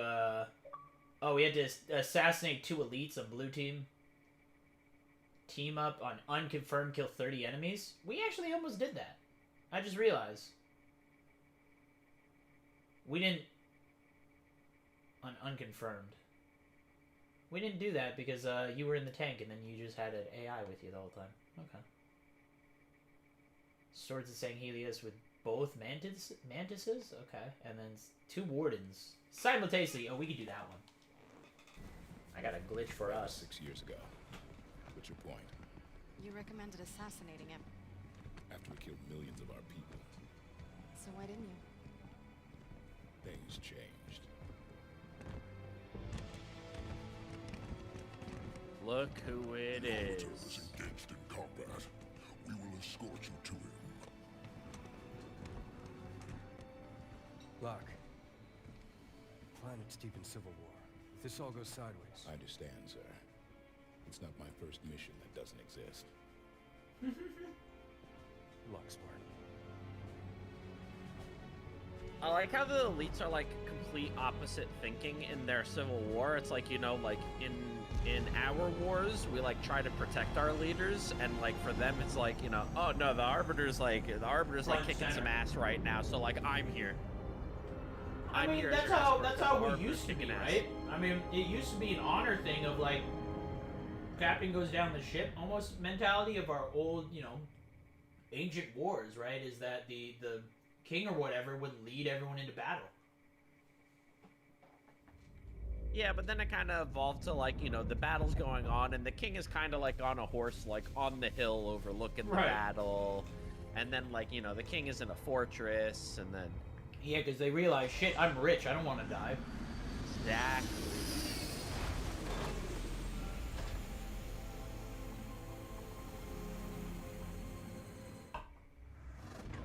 See, another one that wasn't a terrible cutscene. What's that? That one sequence there. Also, do you still feel as though this is going to be our last mission here? I mean, how are you feeling on time, I guess? I mean, you know, time's not a big concern for me. I just would be more concerned with trying to accurately get it like halfway through. Then yeah, You know, this will be perfect. Honestly, like we've been going for how long? Almost 2 hours now. A little over 2 2 hours 40 minutes. Well, that's perfect. Yeah. In fact, yeah. I think if we finish this, it's the perfect halfway point. So. All right, dope. Because the other missions will take longer, maybe. I guess it's hard to know. Yeah. Anyways, though. I mean, I leave it up to your judgment. I'll play It should another be. one after It should. this. I don't- It should work out. No. If anything, we should end right now.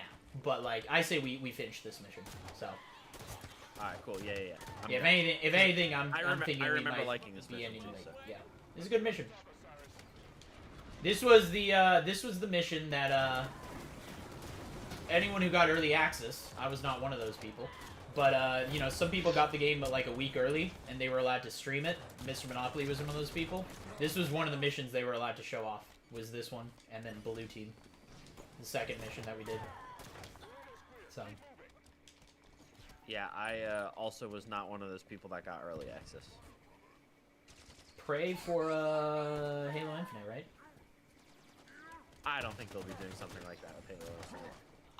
I don't know. They probably will do like a little week. I mean, again, they make sure they don't want to spoil everything. So it was exactly it is that they were only allowed to show like 1 or 2 missions, and I think the ruling is they weren't even allowed to show cutscenes. As soon as they finish the mission, they basically have to immediately quit out the menu because they weren't allowed to show cutscenes.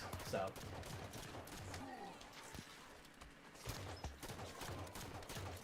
I can see him doing it. I mean, it's good. It's good promotion, right? Oops. Get people a little hype right as the game's about to come out. I don't think they need to do any hype up for Halo Infinite, though. Let's be real. Yeah, I think everybody and their mother is excited for the game. It's awesome. Oh, dude, it's good to see all the hype back, and I hope, you know, from what we've seen so far, and just like people I've talked to at 343, I think we're gonna get a good Halo. I think people are gonna like Infinite, man. We can only hope, though, I guess. Nah, I think it's gonna be great. Yeah. It's the revival, 100%. It doesn't have Battle Royale, though. Dr. Disrespect has... I don't know why people... Disrespect doesn't even know what he's talking about. Look, yeah, I don't know why anyone gives a shit what that man says. I mean... Dr. Disrespect claims to not know why he got banned on Twitch, and I'm supposed to believe him about Halo needing a Battle Royale? Yeah, we're talking about the man who has publicly filmed people in bathrooms, and then blames his producer that it's his fault for it. And, you know, also has some infidelity issues with his wife and stuff like that. And we're gonna take this man at his word and be like, yeah, he knows what he's talking about. Yeah, he's not a great role model. I'm gonna be 100% real.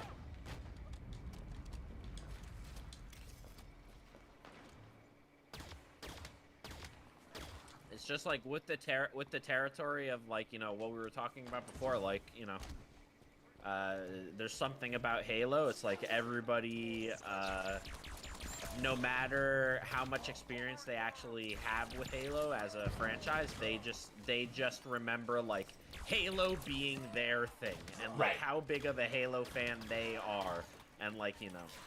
The only person that I give any real merit to would be someone like Ninja or Courage. Courage is a good example. I remember when Courage was a Halo streamer.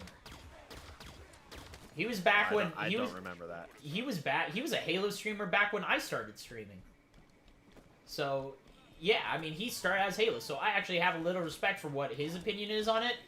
I still think he's so far removed, though, at this point, too, that he's blinded by all these other things that he plays, so. And I think that's a problem with a lot. But it's crazy to see. I love seeing all my friends who are, like, Nintendo streamers and content creators, and they're just, you see them, like, pick up Halo Infinite. I see them online on Steam or whatever playing Halo Infinite and stuff, and I love it. I'm like, these are all people from all different walks of life who have created content in all different areas, but all of them seem to flock towards Halo, you know? It's awesome. It's,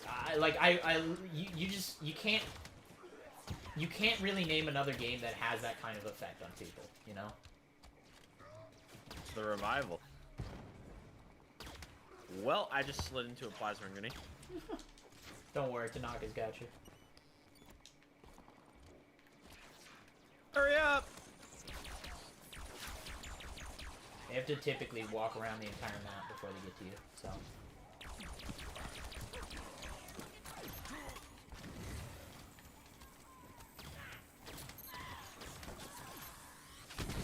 Oof, that was an explosion.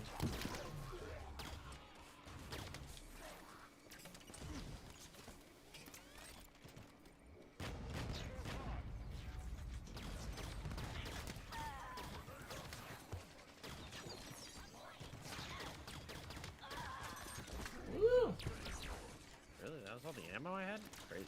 Yeah, I've noticed, again, issues I never have speedrunning, but I've noticed now I run out of like my DMR and BR really quickly, you know, like all my other guns that I have to go scavenge for like a carbine or something, which there's plenty of that, but I know where all those are. It's just like, yeah, honestly, I'm so used to only using so much ammo that I never have to worry about weapon pickups a lot of times. Yeah, some of the people that have been like watching throughout the series that I'm doing have been saying like, you know, get ready for, you know, Halo 5 need ammo simulator, and like, you know, making like jokes like that. I'm like, I really don't remember that, but like I do notice it a lot more now. I don't mind it. You know, I mean, again, I think it's what they're doing with Halo Infinite with the multiplayers. They really want you to scavenge weapons. It's why like everyone's like AR and Sidekick need a buff, and I'm like, no. If anything, nerf them. Make them more. I'm sorry. I don't mind the Sidekick. I think it actually shoots too long range. I think it's too accurate at too long of a range. With it needs to get rid of the bloom effect on it a little bit, but it's too accurate at too long of a long range. Like the fact that it outshoots me when I'm using a commando rifle at mid range sometimes is upsetting. So I just like, Halo's always been a game that really is about like scavenging the battlefield for weapons, right? So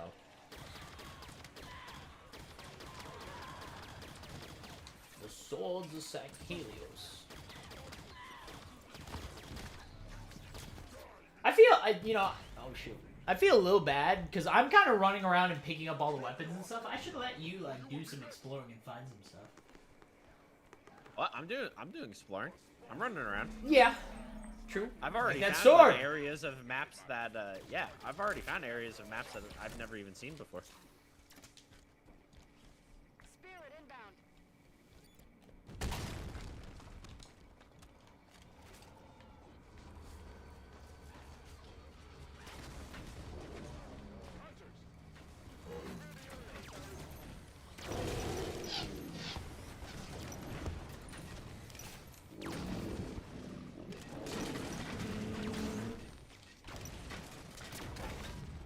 Oh, he did. Found a beam rifle. Yeah, beamed him. I am approaching your position. Yeah, there's a caster and fuel rod over there is what we typically use. Alright, you want to see? I do like the way she thinks. Whoa, look at you.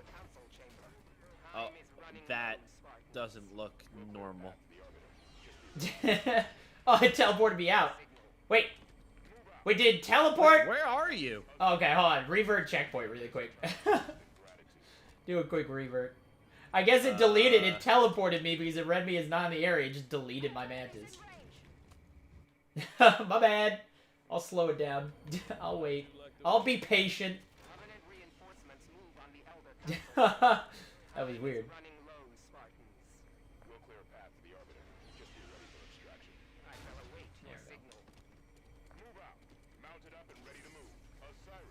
Oh yeah, dude. I gotta be real, like, Mantis, cool ass vehicle.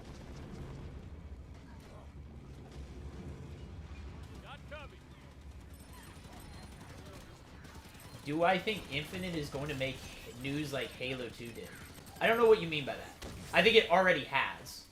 You need to also remember that news is different. Gaming news is different nowadays than it was when Halo 2 came out, right? Gaming was not a mainstream thing back in Halo 2.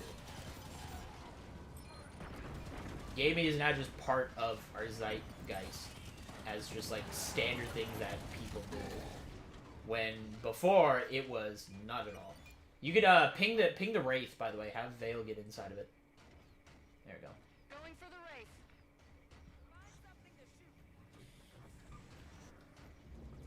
I mean, like CNN and Fox News, like I said, I think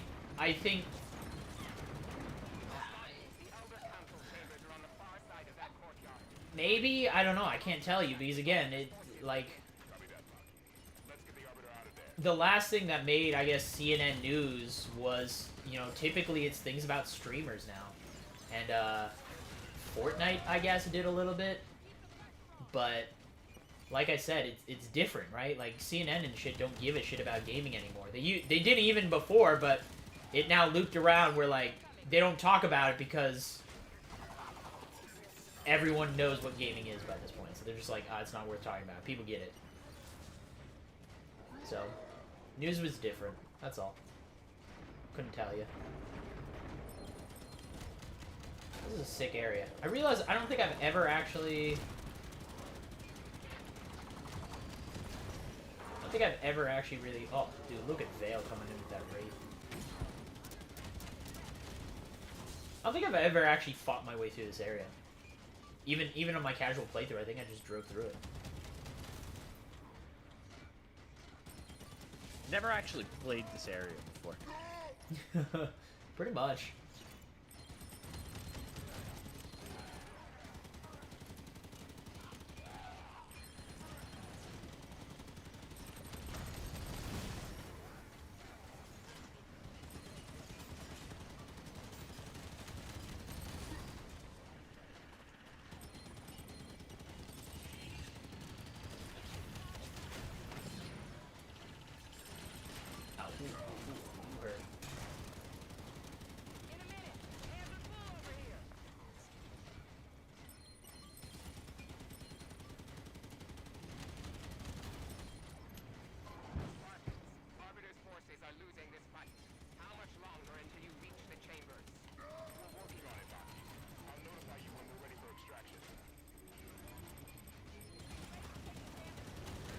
Did you just say that they were losing the fight? Yeah, isn't that the whole reason why we're going in? Well, no, we're going in because we need to find the Arbiter because he's supposed to help us, but I guess I didn't realize they were losing. So we're basically saying, yeah, we would have, Arbiter would be dead if it wasn't for us.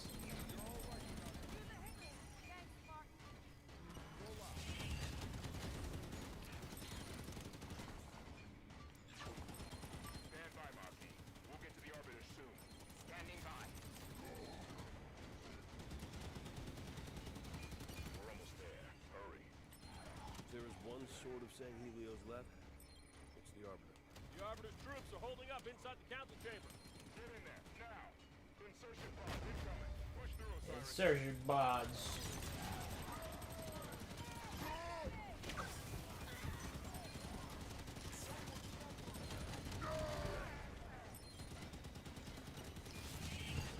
More pods!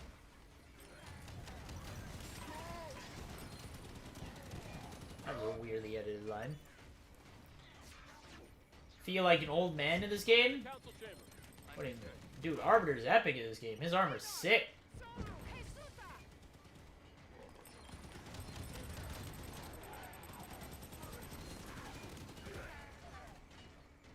Not here. Reminds me of a certain Warzone map. Yeah, I wonder what. I always forget that that map was added later on, you know? Yeah, it was a DLC map. Yeah. Oh, I'm shooting our teammate, lol. Bleh. Oh, get him, Arbiter. Another achievable! Wow, dude, less than 1% of players have that achievement. That's more rare than Halo 2 sub 3 hours. That's weirdly sad when I think about it. Oh, do I have to walk up to him? Hey, buddy, how you doing?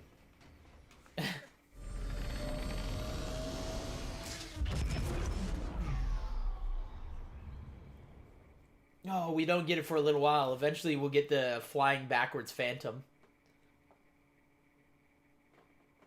That was an editing mistake that no one caught. Somehow nobody caught was on the opening of Battlestar Ion. There's a phantom that flies backwards,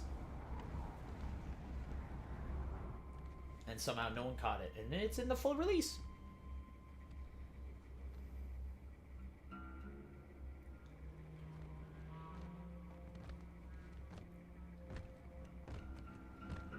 Look at the man. Spartan Jameson Locke, UNSC. He does look really cool. Captain Lasky sends his greetings and thanks you for your cooperation. Oni, out of the shadows. The spies announce themselves now, Agent Locke. I'm a Spartan now, sir. I know who you are. You were an agent when you volunteered to execute me. Dude, I love this. I saved your life today. Oh, see, bad dialogue, Now man. you hunt Damn it. another Spartan. Arbiter, good dialogue. Him, not good.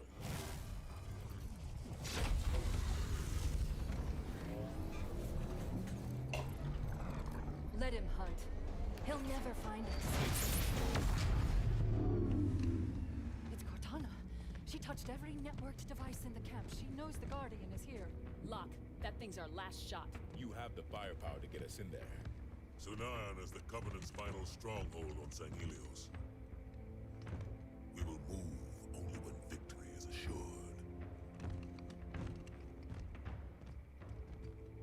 Doctor, Osiris will deploy within the hour. Have your plan ready. Damn. Damn. Story's terrible, Big? I don't think it was bad. Again, Is that it, or do we keep going? That is it. I mean, this is kind of that perfect median. We get a little, like, filler mission here. I mean, we can kind of do that, but, yeah, I mean, that's it. That is where we could stop for the day. All right, that's part 1. Almost 3 hours on the dot. Nailed it. That's perfect, I think. Nailed it. Yeah. So, yeah, guys, that's gonna be it for part 1 here. If you're watching live, I appreciate you guys hanging out, and make sure that you're back here same time tomorrow, 8 p.m. Eastern, for the continuation and finale of Halo 5, and then hopefully, probably the following day, Sunday, Happy Halloween for people live. All right. I'll be announcing when the final 2 episodes of the series will be, which will be the Halo Wars 2 episodes. But until then, we are done here for now. So go ahead, you make sure you hit that like button, that subscribe button, and in the description you'll find a link to Pro Ace Joker's Twitch channel, and you can go over there right now if you're watching live for some more good content. But that's going to be it for me. Thanks for joining me on episode 1, Joker, and we will catch you all tomorrow, or if you're watching this as a video, whenever you click the next video. But until then, everybody have a good one. Peace. See ya.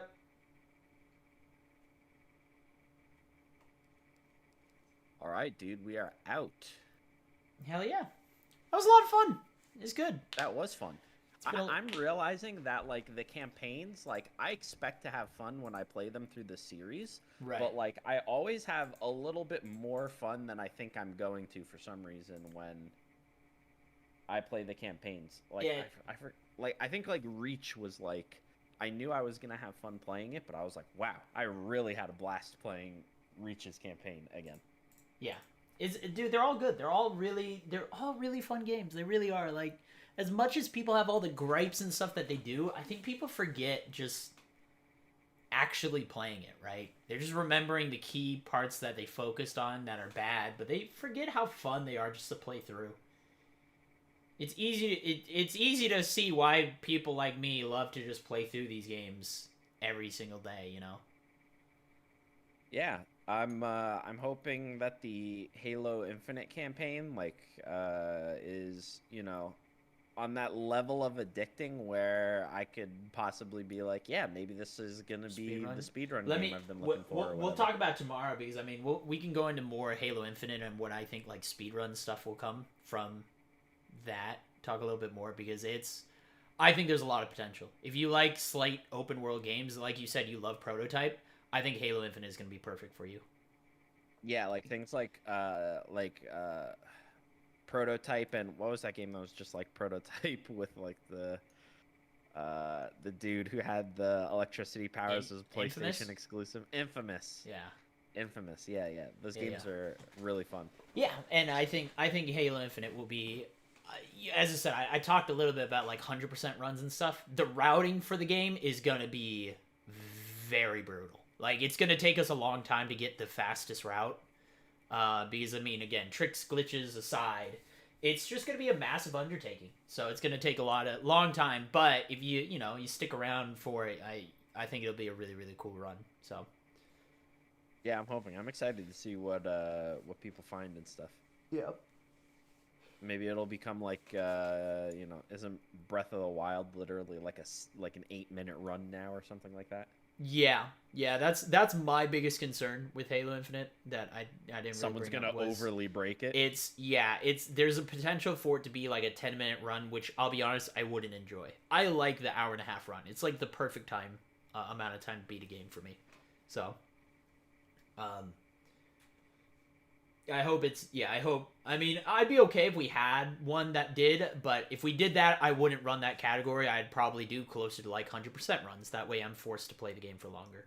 So, those 10-minute runs, they're cool, but I like watching them. I don't enjoy doing them myself.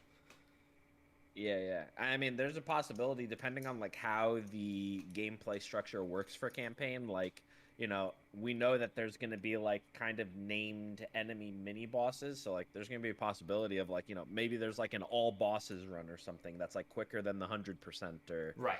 Like things like that. So yep. Yeah. Opens a lot of doors. So we'll talk more tomorrow about it though. Yeah, for sure. Yeah, I'm gonna go peace out, but I'll catch you around for the same time tomorrow. Yep. I'll just catch you tomorrow. All right. Dope, dude. Peace. See ya. And that was War Dog, people. He's a good buddy. As I said, I've known him for a while now. I think I met him the same time I met like Unishek. I think it's the same party. I think I met him at the same party that I met Unishek at, and that's when I kind of became friends with him, and Ghost and all those people. So, and this was once again before John Uni was even working at 343. I think he was at the time, I think he was in talks, like he was going through the recruitment process, but he wasn't officially hired yet. So, but I don't know what you'd be saying, but the story's terrible. There's a few bad dialogue that ruins it, but man, there's some good shit in there. Like Arbiter kind of holding the grudge towards Locke, knowing who he is and that he was trying to execute him, but the Arbiter being like, look, I ain't gonna kill you right here because I just don't care. A lot, like, there are subtle things in it that make the story really good. And I've been talking about it as we go through this. Like, certain cutscenes are so well done. Those earlier few cutscenes are so good. There's some awesome storytelling in it. And then you have lines of, like, Locke being like, I just saved your life. And you're like, all right, well, now you just ruined it. Like, if there was just more silence there, it would have been better. There's sometimes where it's like they say a line and you're like, dude, you should have just said nothing. Sometimes where there's no lines and you should have said something. It should have been like just a subtle like understanding of each other. It would have been better if they did that, right? If Arbiter was like, you were an agent. He's like, oh, I know you're a Spartan now, but you were an agent back when you were assigned to assassinate me. And then just silence between the two. And, like, a look of just understanding of, like, look, we don't like each other. We don't believe that each other is a good person. But we understand that there's a mission that needs to be accomplished. And there's bigger fish to fry. You know? I think that if they just said nothing instead of Locke trying to defend himself, of being like, no, but I just saved your life, I think it would have been a lot better. It would have just told a lot more would have been a lot more interesting to push out. So, it's too bad. It's too bad. Alrighty, what do we do? That is the question. New trailer for Eternals.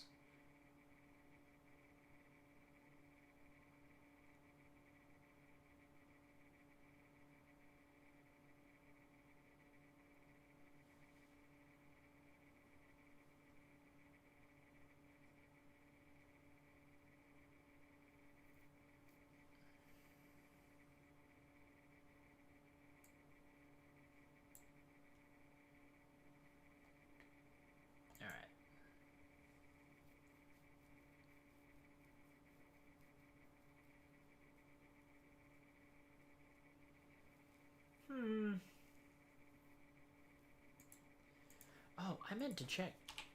Has Dream come out with any new content? I always I just sometimes I've all of a sudden been craving. Oh, I didn't even finish the other Minecraft First Hunter. Whatever reason, I just crave Minecraft videos recently. So this one, yeah, I guess he did come out. He came out with 2 videos, so I like watching Dream every once in a while. Alrighty, what do we do? First off, I think I need to make food. I have not really eaten anything. I had a donut while we were playing, but I haven't eaten anything today. So I might take a quick break. I think I'm gonna switch off the YouTube, by the way, because what I just realized I didn't. Once again, another thing I didn't answer Cyril's. I was bad at interacting with you guys, but once again, that was the War Dog show. I didn't want to mess with his show too much, so I did a lot of talking, but that's normal for me. So.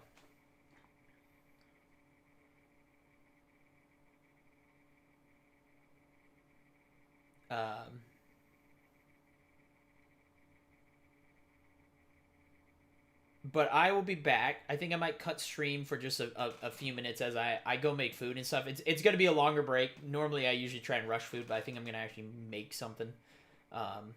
So I think I'm going to cut stream, and then I will come back, and we might either do Back 4 Blood. We got Swan Night, so we might do something like that, or we might just do some Halo 5 grinding. Where am I at? I'm at a little over 10 mil points right now, so do that. But yeah, I think I'm gonna. I don't know what I'll do, but yeah, I think I'm gonna head out just for a little while because I could just reactivate, as you're right, but again, it's not about me eating. I'm gonna probably bring my food while I stream. I'm just saying, like, I'm gonna go make food. That will take a little while. Yeah, I'm gonna actually cook instead of just eating garbage stuff. That's what I'm saying. It's not about, yeah. But anyways, and I got a few more things I gotta take care of, and things, just random house chore stuff I gotta take care of. Anyways, so yeah, I think I'll go for a little while, and then I will pop back up in like half hour to 40 minutes as I just kind of get stuff done. So we'll be up streaming again in just a little while, and then we'll figure out what we do from there. Because, dude, maybe I'll open some Pokemon cards. I'll be honest, I still gotta open all the rest of my Pokemon cards and Yu-Gi-Oh cards and all that. Although I might save that for Sunday again. Because we still gotta open Finch's cards as well.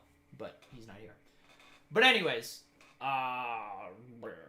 we'll turn off the YouTube. When we do it, we'll turn off the YouTube stream. That way, if we want to do actual YouTube videos and stuff, I can. So that's the other problem, Kaneg, is what you're saying, is like, I can't do reactive videos because I was streaming on YouTube today. So if I do that, I'm going to get another copyright strike. And I'd rather not. So, anyways, though, you guys beautiful, you guys sexy. I'll see you guys in like less than an hour.